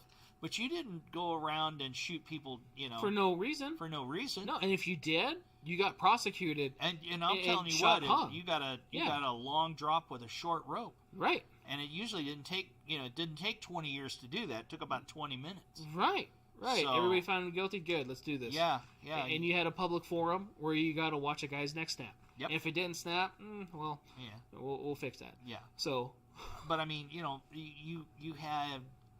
Yes, there were people that were evil then. Yeah. Okay. But everybody had a gun. Right. Okay. It was not a thing to carry a gun. Right. Now I'll date myself even more. From 1971 to 1973, I went to high school in San Andreas, California. Okay? Every fall when we went to school and you drove to school, there were deer rifles. There were more deer rifles there than you could shake a stick at on the school campus, in the trucks, because you hunted sometimes on your way to school and you hunted on your way home from school. We never had anybody shoot a gun at anybody. No. If you had a fight with somebody, if you got a beef with somebody, you guys usually went down at the far end of the school parking lot, you duked it out, right, and it was over with. Done. But you didn't pull guns. You didn't shoot people. No. It wasn't even a thought. It was no. Oh, hell no. No. I was taught to respect firearms. Right. From very, very young age. And, you didn't, there's just this whole thing that people, it seems like we've lost a grip on things the last few years. No, we have. We really have. And not just a few years. It's been for a while. Well. It's just tragic. I'm trying to be the optimist and give. The optimist? Yeah. The eternal optimist and go, people are all not necessarily bad. No, and that's true, though. Not everybody's bad, because if you say everybody's bad, then... Jonas, but, Well... You know. But you in South Central, but Huh? No, I mean people are not inherently bad. No. I mean, and you were talking about, well, gee, if guns really were the problem, we'd have this. There'd be people stacked like cordwood. Yeah. How many times have you been to a huge gun show? Right. There's guns everywhere. Right. There's not a body count in the parking lot. No. Not a body count at No. at the jerky table or whatever. Right. I mean, Nowadays it's incense and everything yeah, else. well, yeah. Bro. But it's if you were going to have like this weekend, there's a gun show. Yep. Here in town. There'll be people going, oh, I'm not going there because they killed 40 people there last time they had one. Right. No. Right. And all those guns did it. Yeah. And of course, all those guns, the gun show loophole. Right. Okay. Well, there is no, folks, for you guys that are not educated about it. That's a term the media and some anti-gun congressmen came up with. They call it the gun show loophole. You sell a gun at a show, you've got to have a background check. Right. If you sell a gun and you can do a private sale. Now you can't in Nevada anymore, but in some states you can still do a private sale in the parking lot that goes without a background check. Well, again, they're talking about, we got to have a national background check for all firearm sales. Very similar to what we do here. Right. I guarantee you right now, somewhere in this city, someone is buying a gun from another guy, one bad guy selling another bad guy a gun, and they're violating the law. Is it going to stop that bad guy from getting his hands on a gun? Absolutely not. No. And it doesn't have to be here. It's everywhere. Oh, it's everywhere. It's everywhere. Not even just in this country. It's everywhere. Every country that has ever had a way to have a firearm cross our borders, because, borders are safe, right? Oh, yeah. It's a line on a map, so if I cross it, it's bad. We're not going to cross over there because we know it's bad. No, fuck that. They're not. No, they're going to get there. They're going to put the shit there, and they're going to use it in a bad way, sadly. Yeah. And that's the thing, is if you want it to stop, get more people, trained individuals, good people, with the same tools those bad people have, and it'll stop. And you know what? We already have that. No, we don't. No, we don't. Look at our law enforcement agencies that have been dipped down. Federal agencies that have been losing people. I can't remember where I was hearing that, but the military, they're trying to ramp up, or enrollments or enlistment rates have plummeted since the last year or two. Recruitments for law enforcement agencies have changed just so they could get more people. It used to be really hard to get on some agencies. The city of Seattle announced this week that they are no longer going to investigate sex crimes against adults, because they have taken the detectives who were doing rape investigations and they've put them in uniform, because they are nearly 200 police officers down from there, because nobody wants to work in Seattle. No. And Portland is getting to be the same way. Portland Right. Police Bureau. I saw pictures of Portland the other day. Oh. It looked like a third world country and then some. It was horrible. Well, the federal building is still just basically a shell. I don't doubt that. Yeah. No, you can't go downtown. My youngest daughter was working a few years ago. Was working for a bank, and they offered her a manager's position, and it was the bank that was about downtown, about 2 blocks from Pioneer Square, where they started all the Antifa riots started, and they go. And, of course, because it was a big national, international bank, oh, my God, it's the man, and we've got to destroy that. We're going to destroy that bank. And she didn't want to go down there at 3 o'clock in the morning and wait for a security guard and wait for somebody to come and board the bank up. Right. So she quit the bank. Yeah. So... I don't blame her. I don't blame her either. I was very happy that she made Right. that informed decision about not That's doing a very good decision. And let me tell you, that young lady is a forensic technician for the state of Oregon's medical examiner's office. She gets to see people in their absolute worst. She still carries a gun. She still believes in having guns, and that there's nothing that's going to that comes across her table, desk, that's going to prevent otherwise. Yeah, and and I know guys who have seen, I've got some friends of mine that are homicide detectives, robbery homicide detectives in L.A., robbery homicide detectives here, and my hat's off to them. That's one of the crimes I've never had to work. Right. I never was in a position to work, and I'm glad. Yeah. Because I really, but they're the ones that speak for the dead. Yeah. And that's a tough, and they see people all the time. But guess what? They all still carry guns. Right. I don't know a single retired law enforcement officer. I'm sure there is one, but none of the people that I know go, "Oh, I don't carry my gun," especially since they have HR 218, the law enforcement 50 state carry permit, which I happen to have one in my back pocket. Yeah. So I don't know a law enforcement officer, any of the ones that I know. I don't believe there's a one that doesn't still carry a firearm. Right. I carry one everywhere I go. Yeah. Especially in here, because I end up buying guns from you. Well, yeah. But yeah, so preventative measures. Guns are also used for that.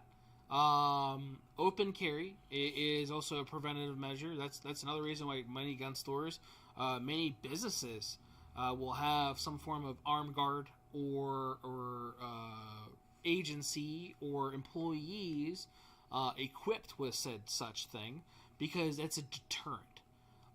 Case in point, 3 years ago, because this is our 4-year anniversary, right? I know, right? I was starting my night class at CSN, and some individual that was casing the place for, say, 6 or so days kept on coming in, myself included, and several other people were open carrying.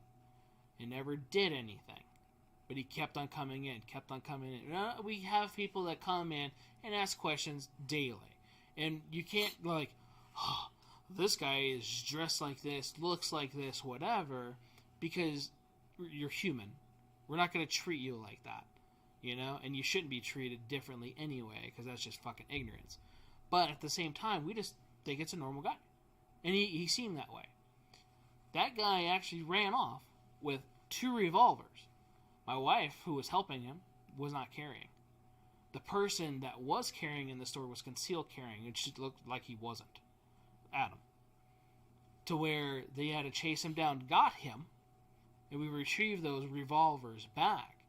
But that deterrent, okay, the gun being the deterrent, and it doesn't even have to be loaded, it's a deterrent.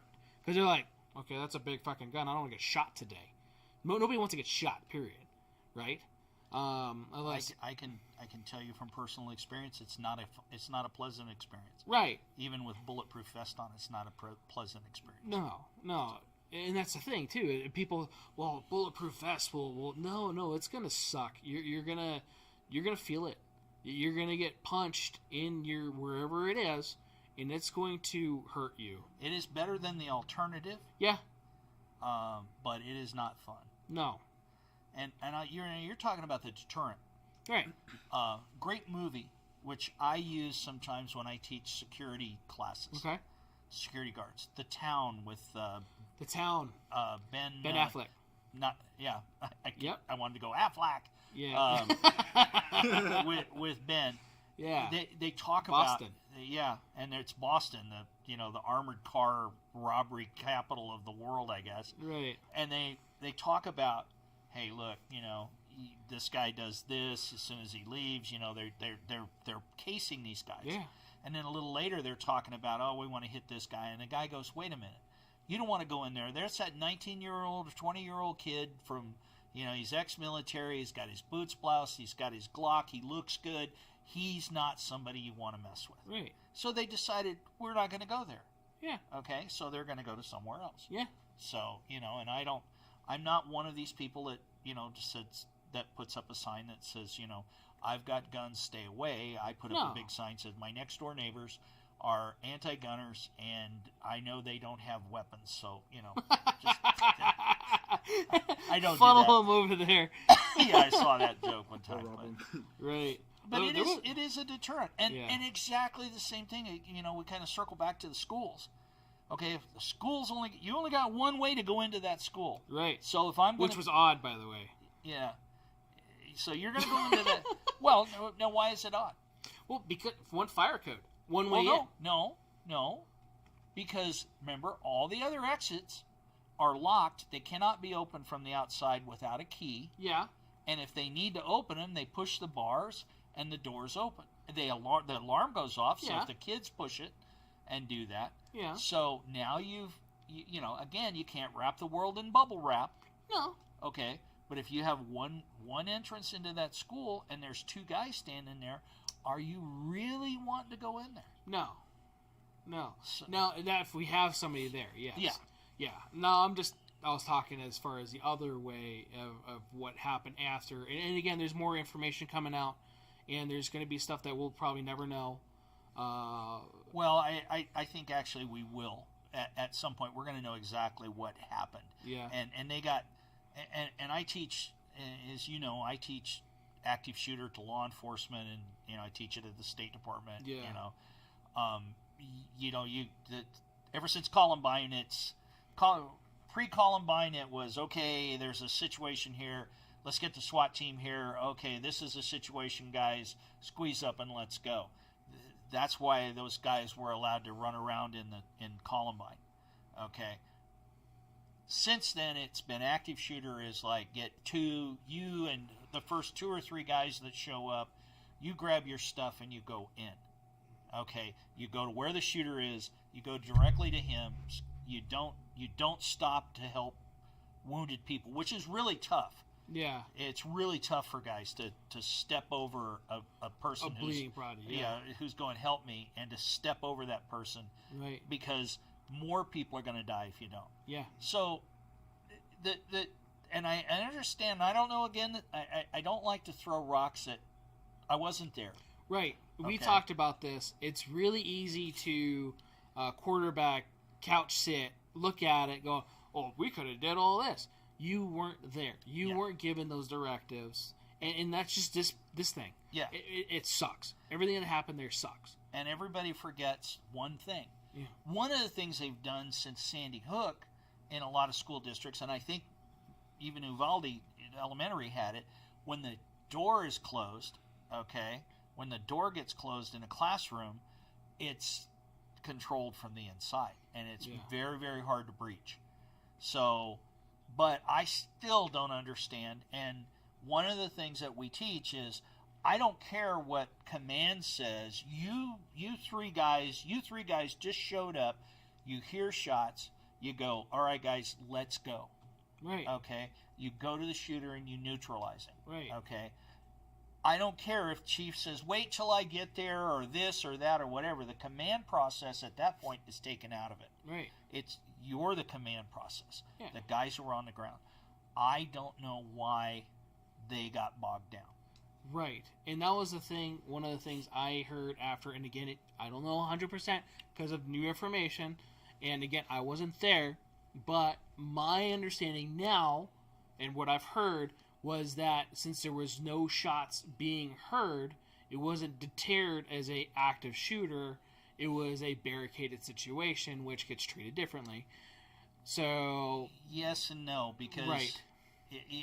It's an active. Once it's an active shooter, it's an active shooter. Thank you, because then you could actually barricade yourself. Yeah, and you're giving this guy time to a lot more time. You need. I don't. Okay, if they got bogged down at the door, my thing was single-story school. I know there were some SUV cop cars there and some truck cop cars. Why didn't somebody pull into the schoolyard, and pull right up to the windows? Break the window out and shoot this guy. Right. Okay. Put 3 or 4 guys in the back of a pickup truck, back up to it, break the window, and shoot this guy. Right. Okay. Or get kids out if that's the case, or make entry in that way. Right. Okay, those are things those are questions I have. And again, I'm not bad mouthing these guys because I wasn't there. Right. But the protocol as it stands right now, and I guarantee you, active shooter is going to change in the next year. Yeah. It's going to be again. There's going to be some new protocols in this thing. I think you're going to see.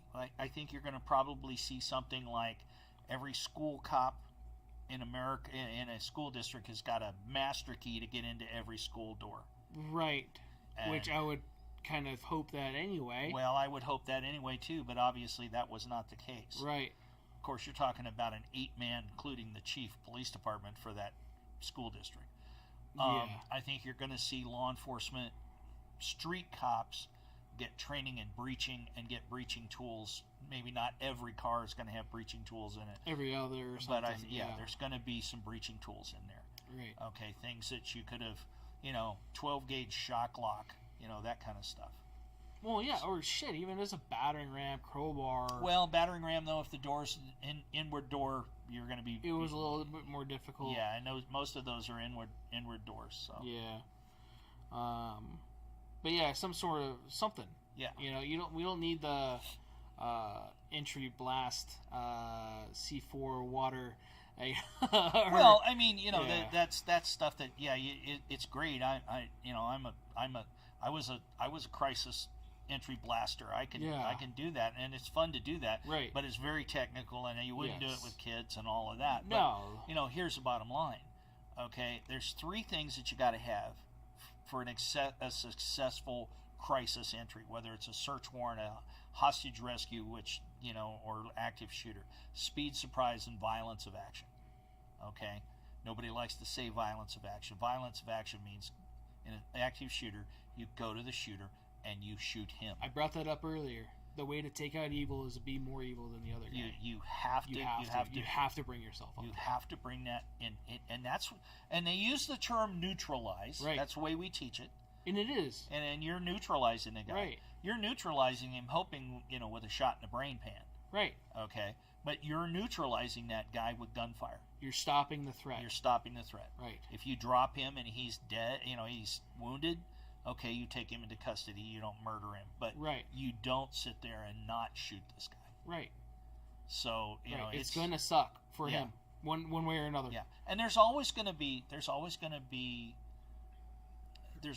accidents, and there's always going to be problems. I mean, you had LAPD that went into what was called an active shooter, and the officer shot at the guy and missed, and it went through the wall and killed a little girl with a 5.56 rifle. I guarantee you that cop feels terrible even if he's back to work. I mean, that was I don't. That's a thought you live with for the rest of your life. Oh, absolutely. No matter if you're working or not, the job. I've pressed a trigger on a human being before, and it's not a you're not Dirty Harry going, okay, I'll have a hot dog now. Right. It's a lot of stuff that goes through your mind. Yeah. So you don't, it's not an easy thing. You have to process it. Yeah. If you're a normal human being, it's against us biologically to murder. Yeah. It's engraved in us to not do that. And for you to do that, and now again, you're doing that to protect other people, right? Because that line of work, you're not going out to just insinuate that or do that for fun. I'm not going to shoot people just to shoot them. No, you doing that to protect lives. And I thank God I made a lot of arrests in my time, and I didn't have to press a trigger on 99.9% of those people. There's a lot of cops that don't, and oddly here we have a lot that we have to, and it's not because we're trigger happy. We have a lot of evil people. It's called Sin City, people. Yeah. And a lot of people don't. It's just a great fun place to come and spend money. I have a friend of mine who's former Metro motor officer. Mm-hmm. I remember this happened years ago. He was down on the strip for New Year's Eve. Some guy stole his motorcycle helmet off his helmet off of his cop helmet off his motorcycle. Who does that? Well, people will do. I tell people all the time. People will do shit here that they would not ever think about anywhere doing else. Back in Peoria. No. Okay. They'll they pee on the sidewalk. They beat people up. They what goes on in Vegas stays in Vegas. Yeah, whatever. whatever goes on in Vegas usually ends up with a criminal record for you. But right. At the end of the day, and it's not on the news either. Yeah, and the news takes. Let me tell you, the news keeps a lid on things. Yes, especially here. I was here in 1991 when there a certain, I call them the games, started in LA, and they started here. I went to LA. I was there for 3 days. I came back here. I was going out with Metro Intelligence, where I got asked to ride with them, ride shotgun at night while they were videotaping people shooting at cops. That went on for 3 weeks. 3 weeks. Never hit the national news because they didn't want the casinos and the public relations. They did not want that getting out to stop the tourists from coming here. Yeah. 3 weeks there was cops out there battling this stuff. Yeah. People that were still shooting at cops. So there's stuff here that happens daily that people have no idea. And that's not even the the alien population that gets away from Area 51 and comes here and does clones us and does weird shit, ritualistic killings and anal probes and stuff. But oh wait a minute, that's never mind. Yeah. But no, I mean we get look at New Year's Eve. There's a 300,000+ person party in about 6 blocks. Yeah. Everybody is drunk, high. They climb poles. They get electrocuted. They do stuff they would never do in Peoria. Right. Because they think it's okay here. I loved being a federal agent here because guys would come here to do deals and make meetings, and they go, "Oh, there's no feds there. There's certainly no customs agents there because, oh, heaven forbid, we're not close to the border." Right. It was amazing because they go, "Oh, the cops will never find us." Yeah, and they all think like that too. Yeah. Oh yeah. Oh, I could get away with that. Yeah. Yeah. I've seen that movie. I know how to do that. Yeah. Yeah. I'll pat you down for a wire. Yeah. Yeah. That's all it is. Sorry, I didn't mean to take us down the garden garden rabbit hole there. No, you're good. And it's just it's true though. Evil's everywhere. And again, our cops, my hat's off to our law enforcement here. The kind of shit that they have to do. Several of them go to my church, and it's good to see them every week, if I get a chance to see them. And, just letting them know. And that's the thing, too. I wanted to make sure this was a point. If there's any of you guys that want to actually just talk about any of the stuff we're talking about tonight, and you don't feel safe talking about it to anybody, this could be your gun safe space, okay? And I'm trying not to make that funny, but that's the thing, is you come in here, we hang out. We talk all the time. Not just you. We have other customers that we just talk. And there's a lot of people that take this stuff the wrong way. And if you think that you're going to be taken the wrong way in some aspects, or you want to just talk about that type of shit, you've been through some shit, you want to talk, fucking come in. We'll hang out. The biggest thing is getting that and taking care of those thoughts, and making sure you're not alone. I've had 3 of my friends in my career commit suicide. Right. Because they couldn't handle what they saw. Yeah. And what they did. What happened in the street.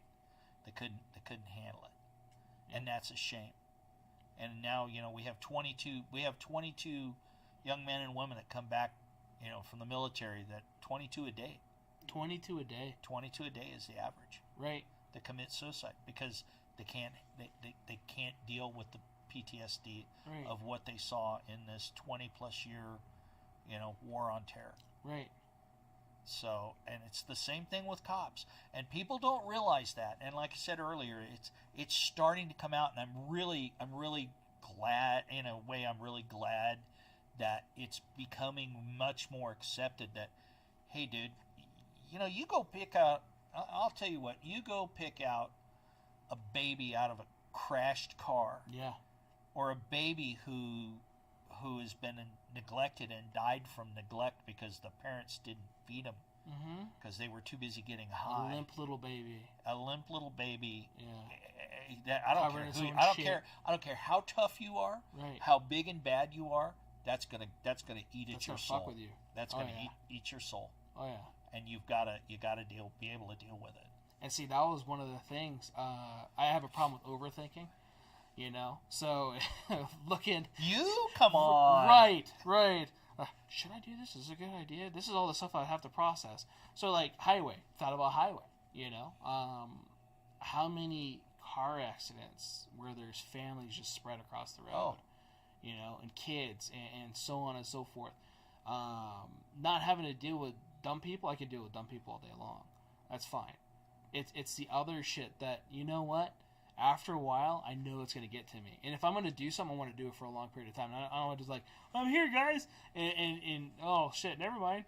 Yeah. No, it's one of those things. And Metro, those guys having to, the first guy on scene to an incident, you think of the guy that just popped himself, and you have brain matter all over the room. Their kids are sitting there, covered in it. Or their dogs that have been sitting in there for weeks because the person died or whatever it was, and now the smell of death for one, of a body that, and then out here with the heat. Yeah. I will tell you that there was a very good friend of mine that he ended up he's retired from Metro. He used to be one of the SWAT sergeants. There was a very, very bad incident several years ago. This guy was a bank robber. His wife helped him escape from custody, and they were held up in a motel over on Boulder Highway. They had him all surrounded, and they were negotiating with him. And he said, "Look, they almost had him out. One of the officers on the perimeter, I understand, had an accidental discharge, had his finger on the trigger, accidentally shot a round in the air. This guy, he thought that they were making the entry and they were coming in. He shot his wife, shot his two, and I mean, they were like 2 and 3. I mean, they were toddlers. He shot both of them and shot himself. And I remember, and I've talked to him a couple of times about it, and you can just see, and he is just a hell of a guy. I mean, he's that guy if you were really going to go through a bad door with, he was that guy you wanted. Yeah. And one of the little girls was still alive, and he brought her out to the ambulance, and she died. I think she died en route to the hospital or shortly after getting there, and he never forgot that. And I mean, it just shook him to the core, man. Yeah. And I mean, cops see that every day. Every day. Every day they see something. And you were talking about, wrecks on the highway. Where I grew up in Northern California, in a little town, there was we had a resident CHP officer, California Highway Patrol officer. Well, his son and I were best friends when we were growing up. Well, his dad got the Highway Patrolman Monthly magazine. Well, the Highway Patrolman Monthly magazine was kind of like red asphalt on the papers. It was like it was that, who can have the most gruesome wreck of the month? Oh my God! And there was like pages of this, and when you see like, I will never forget it. Here I am, like 14 years old, and I'm, we're looking, every month, hey, Dad's magazine hits. Oh, let's look at this, Yeah. And here's this guy's face and his head stuck between a set of dualies on a 18-wheeler. Got run over and, of course, decapitated him, and his face is sticking out. And I mean, those are the guys that go and pick that up every day. Yeah. Every day those guys do that. Yeah. And you have to create the perimeter. You have to sit there and wait. You gotta process everything, all the paperwork afterwards. And it's not just that. That's part of the job. But you're actually having to relive it repeatedly. And then afterwards, especially nowadays, the crisis stuff afterwards. Oh, yeah. The trauma, they have trauma guys. They have chaplains that come in and try to make sense of it all. It'd be nice. It'd be really nice. It'd never happen. At least not. I hope it doesn't really happen. But it'd be nice. And you got off the shift. If you saw something like that, you could go, "Oh, excuse me, I'm going to hit the erase button." Okay, I'm good. Right. But that never happens. That's burned in that memory bank, and it'll be there forever. It will, and it's unfortunate. And again, I think they get a bad rap for that. Oh yeah. And yeah. Well, I tell people there's always going to be police officers who are going to step over the line, and they don't necessarily mean that they're being a brutal son of a bitch. Yeah. But we've all had bad days where we've snapped at people and everything else. Well, these guys go to work, they have a bad day, and somebody gets in their face and somebody gets a little extra tune-up, and it's not right, but it still bothers them. Yeah. So those are things that, you got to look at. Oh, yeah. Yeah. And so my other thing with gun policy, and they're talking about... Yeah, we sort of went we down. Went out. But one of the things that they want to bring out is the only people that have firearms is law enforcement. And a lot of... We don't have it. I'm sorry. We don't have the manpower. We don't have the ability. There's so many cases, especially recently, where you're your first responder. You're your own first responder. And I can't emphasize that enough. And I don't give a fuck if we get taken off of YouTube because of this. But you're the only person at that time that's responsible for your life, those around you, especially say your loved ones. Because you're probably going to be with them at the time, and you never know when it's going to happen. It's not planned. It's not. When I go out and do trainings and they do like time shoots or like go at the buzzer or whatever it is, I try to make sure I'm as distracted as possible. And the reason being is it's not going to be this perfect, I'm just shooting paper, because it's not. Oh, holy hell. Yeah. Exactly. My mind is off somewhere else. I'm thinking about 50 million different fucking things. My hands are far away from it. I'll even put my hands in my pocket. Because when that happens, you're going to be close to condition white. Yep. That's when it happens. It is when you least expect it. And if you guys don't understand what condition white is pretty much the max You're majority. oblivious. Yeah, you're oblivious. I was going to say that. You're breathing, and that's about all. you don't know who you are. You didn't. You're Right. You're that person that's walking across the street, talking on the telephone or doing a text and not looking at the traffic. Right, and that's the vast majority of our population nowadays. Oh yeah, you got your head stuck in this. Right, and you know what? I am guilty of it from time to time. I really am. Social media stuff that I have to keep up with, text messages, phone calls, emails, constantly. This little fucking thing runs your life, and it sucks. Well, you were talking a second ago about being your own first responder. Yeah. And I'm gonna throw out two little facts, and Yeah. then you can tell me to shut up and go home. Okay. two things. I've always lived by this, and it's when seconds count, the police are minutes away. Right. And I translate that when I teach active shooter, because when I tell police officers, I say, okay, if you're on this side of your beat and on the complete polar opposite of your beat, there's an active shooter call. Yeah. Running code 3 in normal traffic, how long will it take you to get there? It's usually 7 to 10 minutes. Then you break it down, and I think it's changed, but they break it down, and they're very conservative, that every 15 seconds it's a possibility in an active shooter, a loss of life. Yeah. So four people a minute get killed, and you're 7 to 10 minutes away. Times 7. That's a lot of people. Right. And that's the thing that people don't understand is that, It's 28. I thought you were looking for a calculator. Oh. I know how to do math. I thought you were going to ask Siri. Oh, Bruh. yeah. Siri, what is... No. What's 4 times 7? But, that's the thing that people don't realize. And a lot of times cops, when we first started teaching active shooter cops, that was like the shocking thing. Yeah.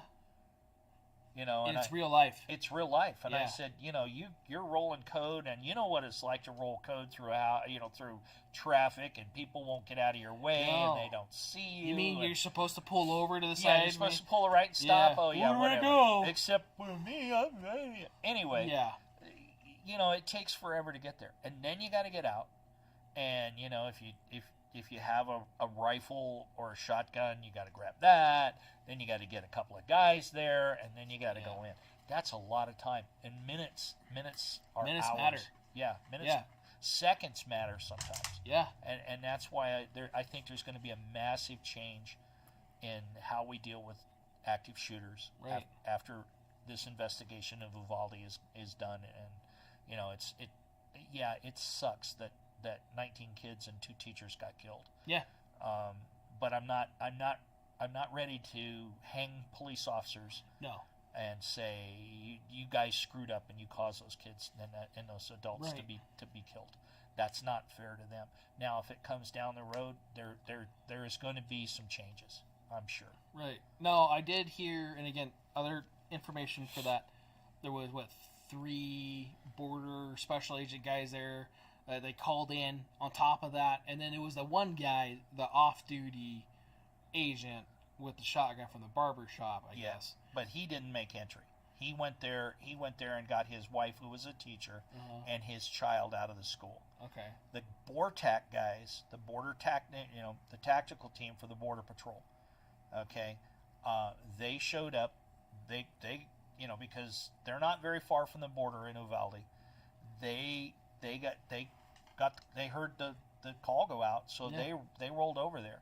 Well, when they got there, almost an hour, 40 some minutes into this thing, they didn't, they broke out the shields and they said, dude, guys, squeeze up. One of the guys, the guy who killed a guy, he was off duty. He jumped in his truck and rolled over there. Didn't bother even to throw his green uniform on. Yeah. He threw his body armor on. He got his M4, and they went to war. And he's the one that took the round right in the top of the head. I mean, skimmed the top of his head. If he'd have been a half inch taller, he would have been killed.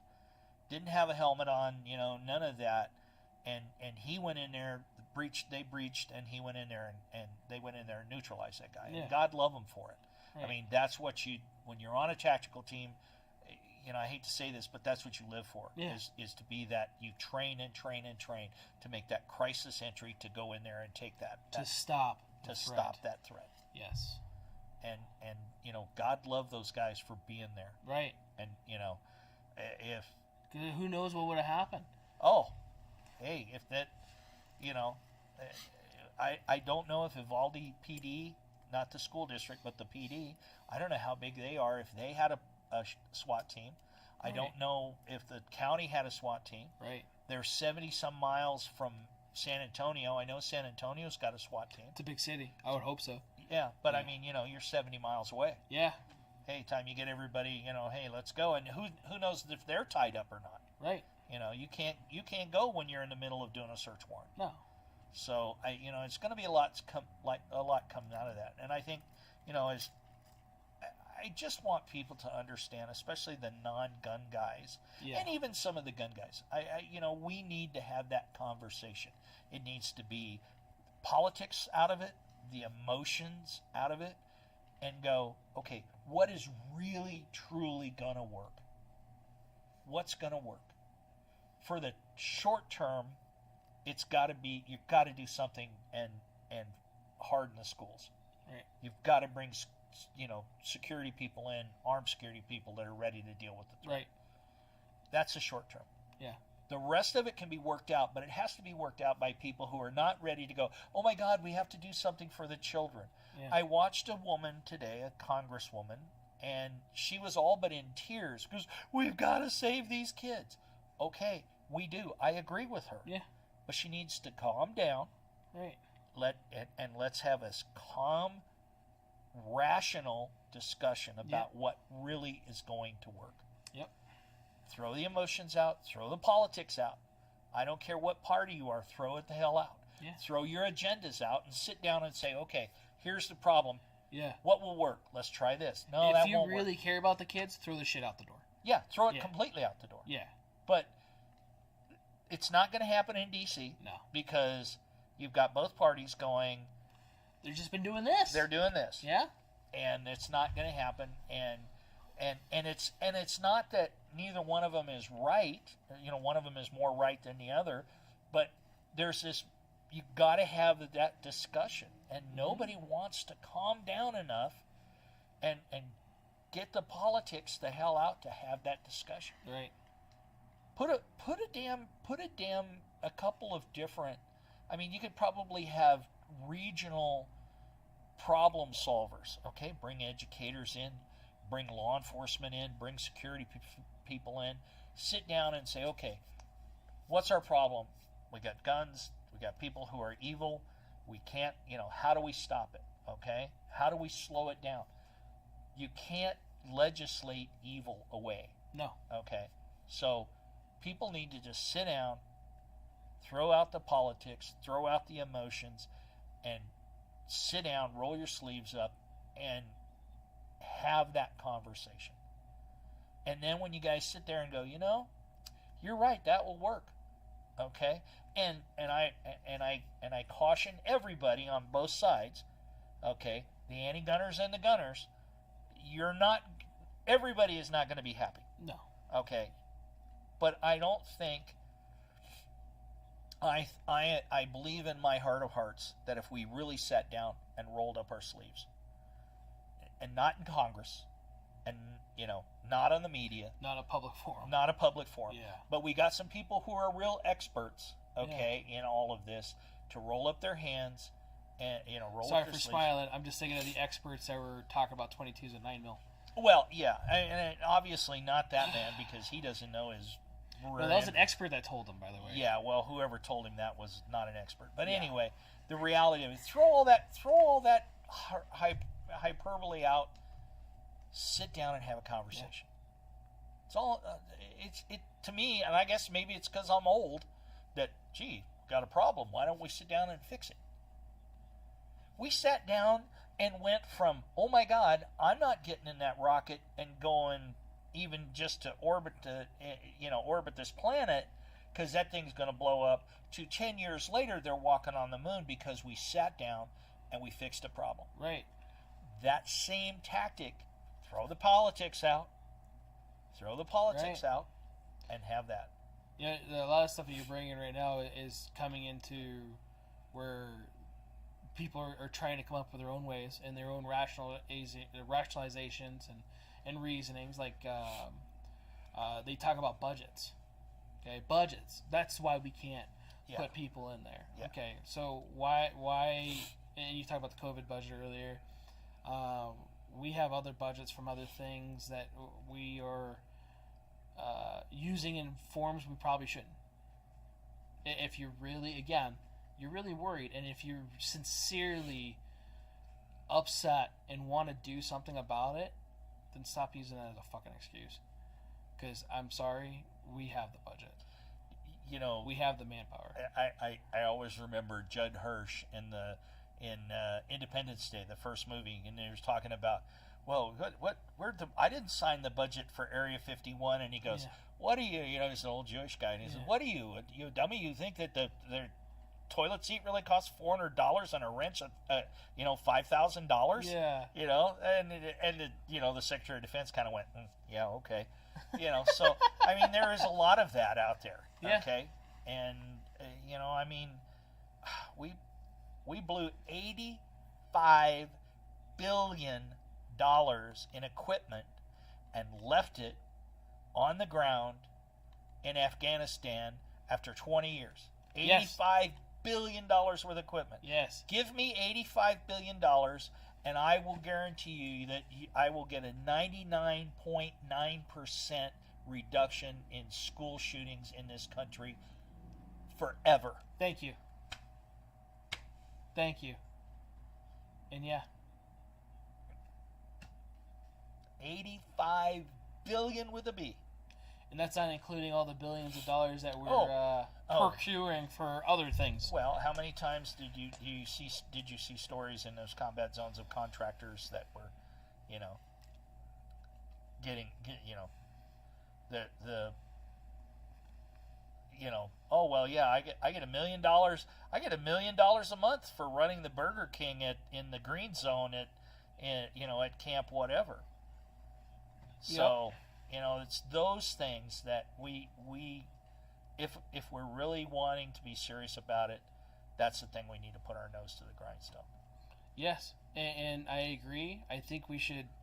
I've said that before though too with other things, but we should be a little bit more rational with our spending and with how we procure or do things in our own fucking country. Our country first. If you're really worried about our kids, our future, our this, our that, keep it here. Keep it here. How much are we spending every day to feed, house, clothe, transport illegal people who violate our laws, right, and violate the sovereignty of this country? Now, don't get me wrong. Before all of you out there go, "Oh my God, here's this racist guy," right. I've got some my best friends in the planet that have come to this country. They did it legally. They went through the hoops. They've become citizens, and they're some of the greatest people in the world, and they've come from all over the place. Just do it right. Don't walk across the border. America was founded on immigrants. Yeah. And that's how this country is. And if you go through the process and do it right. Do it right. Right. Yeah, and I agree with that the immigration law needs to be changed, because it needs to be updated. But that doesn't mean until that's changed that we just go, "Oh, well, we don't need the law." Right. We don't need to secure the border. Okay, how much money is Homeland Security spending on that? That could be, if you really want Homeland Security, well, why don't we secure our homeland? What's our future? Our future are our children. What was the first name in that? Homeland. Homeland, yeah. Oh, not some other stand. Yeah. Or yeah, somewhere else on Mania. Yeah. But or Crane. Yeah. But no, I mean, I'm very much like, hey, these kids are our future. Yeah. Okay. We've got to protect them and stop spending crap and sit down and right now harden the schools, bring armed security in. Yeah. 99% reduction. Are you going to stop it? No. Okay. Evil still exists. Evil still exists. If somebody wants to drive a truck bomb into a school, they're going to do that. Right. Okay. Don't even. I almost was a victim of a truck bomb in Pakistan a few years ago, so it's not a pretty sight. So the bottom line is, somebody wants to do harm to somebody, they'll find a way. Evil finds a way. Yeah. So let's button it up as much as we can. Yep. It's not a prison for the kids. No. Okay. Everybody bitched, "Oh my God, I got to take my shoes off." Right. Okay. We had a guy, an Al-Qaeda guy from England, who damn near blew an airliner out of the sky with his shoe. Right. So, yeah, okay, it takes a few minutes, and yeah, you can't just run to the gate like O.J. Simpson used to be, years and years ago before he became that person. The old Hertz Rent-A-Car where he's running to the gate when he was still playing it. It's an old commercial, I know. Yeah, the juice. Yeah. Yes. Oh, it was before. Yeah. So I mean, the bottom line is we all adjusted, right? Okay. We know to go to the airport a couple hours early because you got to go through TSA and check in and do all of that. Okay. So we've adjusted. Okay. You don't show up at the airport 20 minutes before your flight and expect to get on your flight. Adjust to this. There are people with unfettered access to a school. Okay? Fetter that access. Make it harder for them to get in there and get at these kids. Yeah. It's not that hard. It's not going to cost billions of dollars. You're not making a school into this, fortress. Yeah. But you sure are going to make it harder for somebody to come in and it's a deterrent. And do it. And if they do come there, you've got people there on scene to neutralize it. Go. Yes. Agreed. Game over. Yep. Well, it's been almost 2.5 hours. Oh my God. I know. 2:20. Right.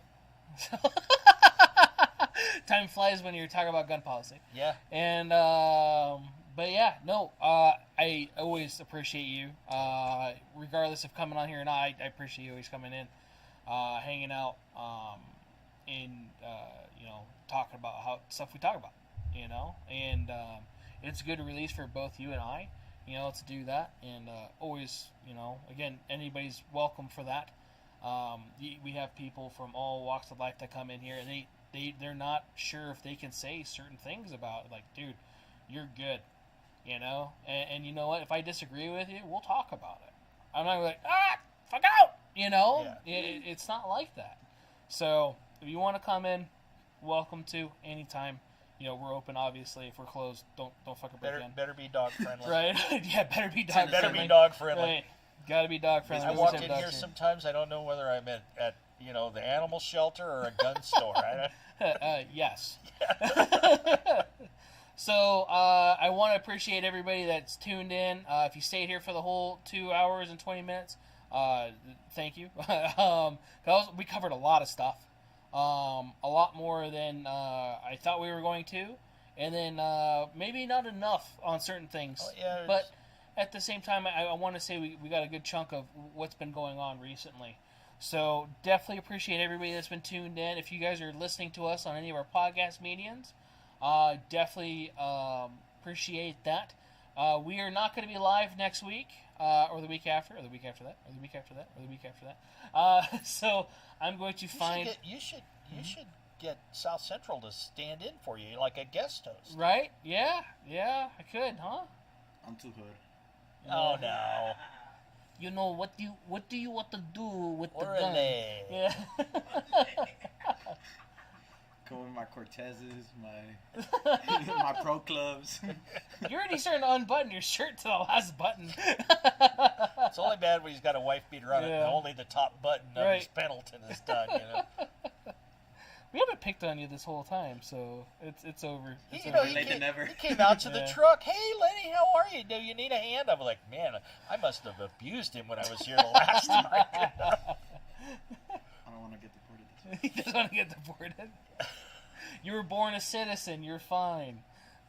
Yeah, I never deported anybody in my life. Right. That was somebody else's job. Yeah. So I took a lot of people went to jail for violating the law. But, yeah. But no, I appreciate that. One of the websites I wanted to show, I don't know if you saw that, gun policy, gunpolicy.org. I found a lot of pretty legitimate stuff on there earlier. It's like one of the only websites that did.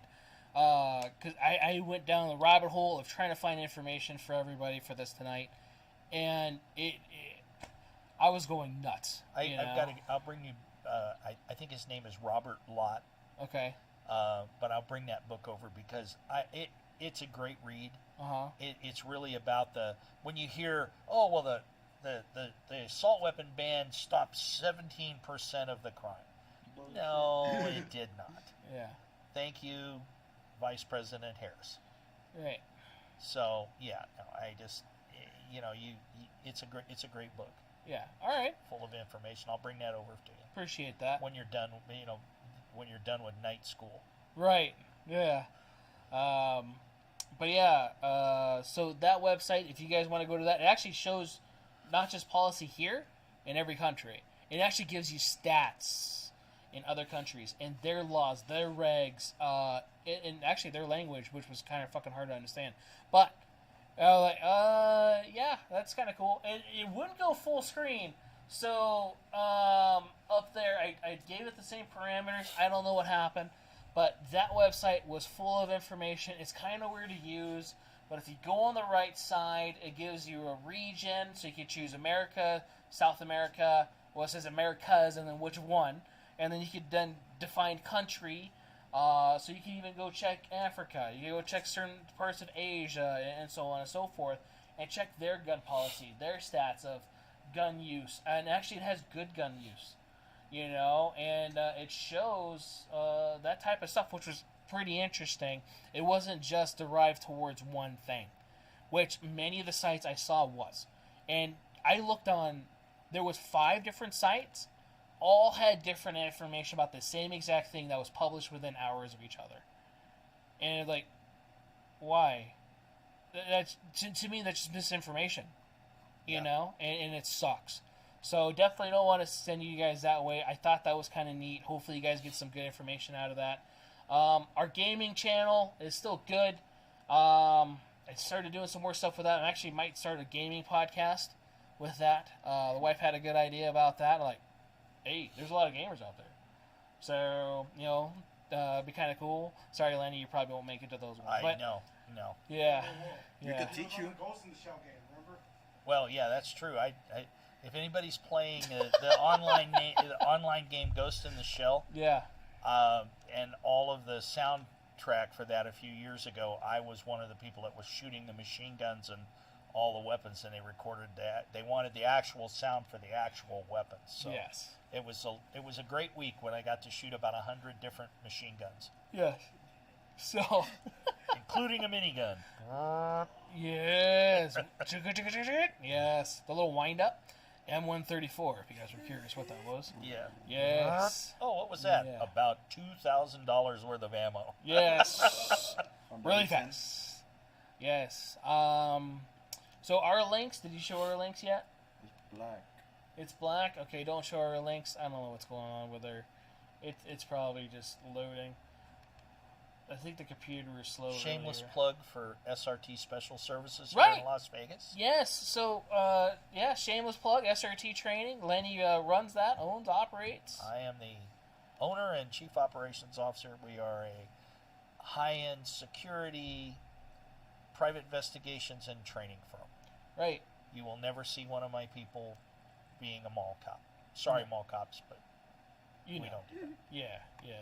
We You guys don't. probably look weird in Mountie hats. Yeah, we would look. we would look weird on it. I tell my guys, like, I'll shoot the first guy I see on a Segway. You know? Oh, calm down, Paul Blart. Yeah.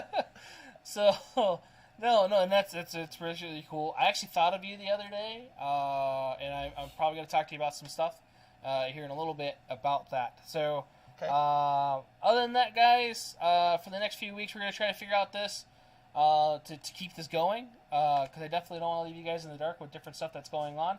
If you guys missed any of this stuff today, Jared with Guns and Gadgets did a live stream on the whole House of Representatives with all the amendments and all the different bills they did today. And I watched that, actually a good part of that, not all of it, and a lot of it I heard. There was a lot of representatives I really wish we had, just because of to do this for my voters. No, and I truly believe that, we're talking about, this is a very raw subject for everybody. It is. Okay, but we have to get past that emotion and Right. say, okay, we can cry, and yeah, these kids lost their lives, but what do we do to stop it? Right. If I seriously thought that if I gave up my guns, that we would all be safe and there would never be another kid shot in a school, Right. or nobody would ever try to harm me or my family, I would have no problem with it. Yeah. Okay, I would miss it, but I would do it. But it isn't. It's not going to happen. That's not reality. It's not reality. No. The world we live in is just full of evil. And until So, they it sucks. develop the Star Trek phaser where you can set it and Set it to stun. stun everybody, then Right. Of course, violence is going to go crazy. Yeah. Somebody's not stripping my truck, are they? No, just looking at a reflection of somebody. I don't know what he was doing on the floor, but doing some cool guy. He saw you? Yeah. So anyway, Christian's doing something weird. He saw your reflection. Yeah. There he has earbuds in. So anyway, thanks again for tuning in, guys. Appreciate you. Don't forget to like, subscribe, hit that bell notification, and take care. Be safe.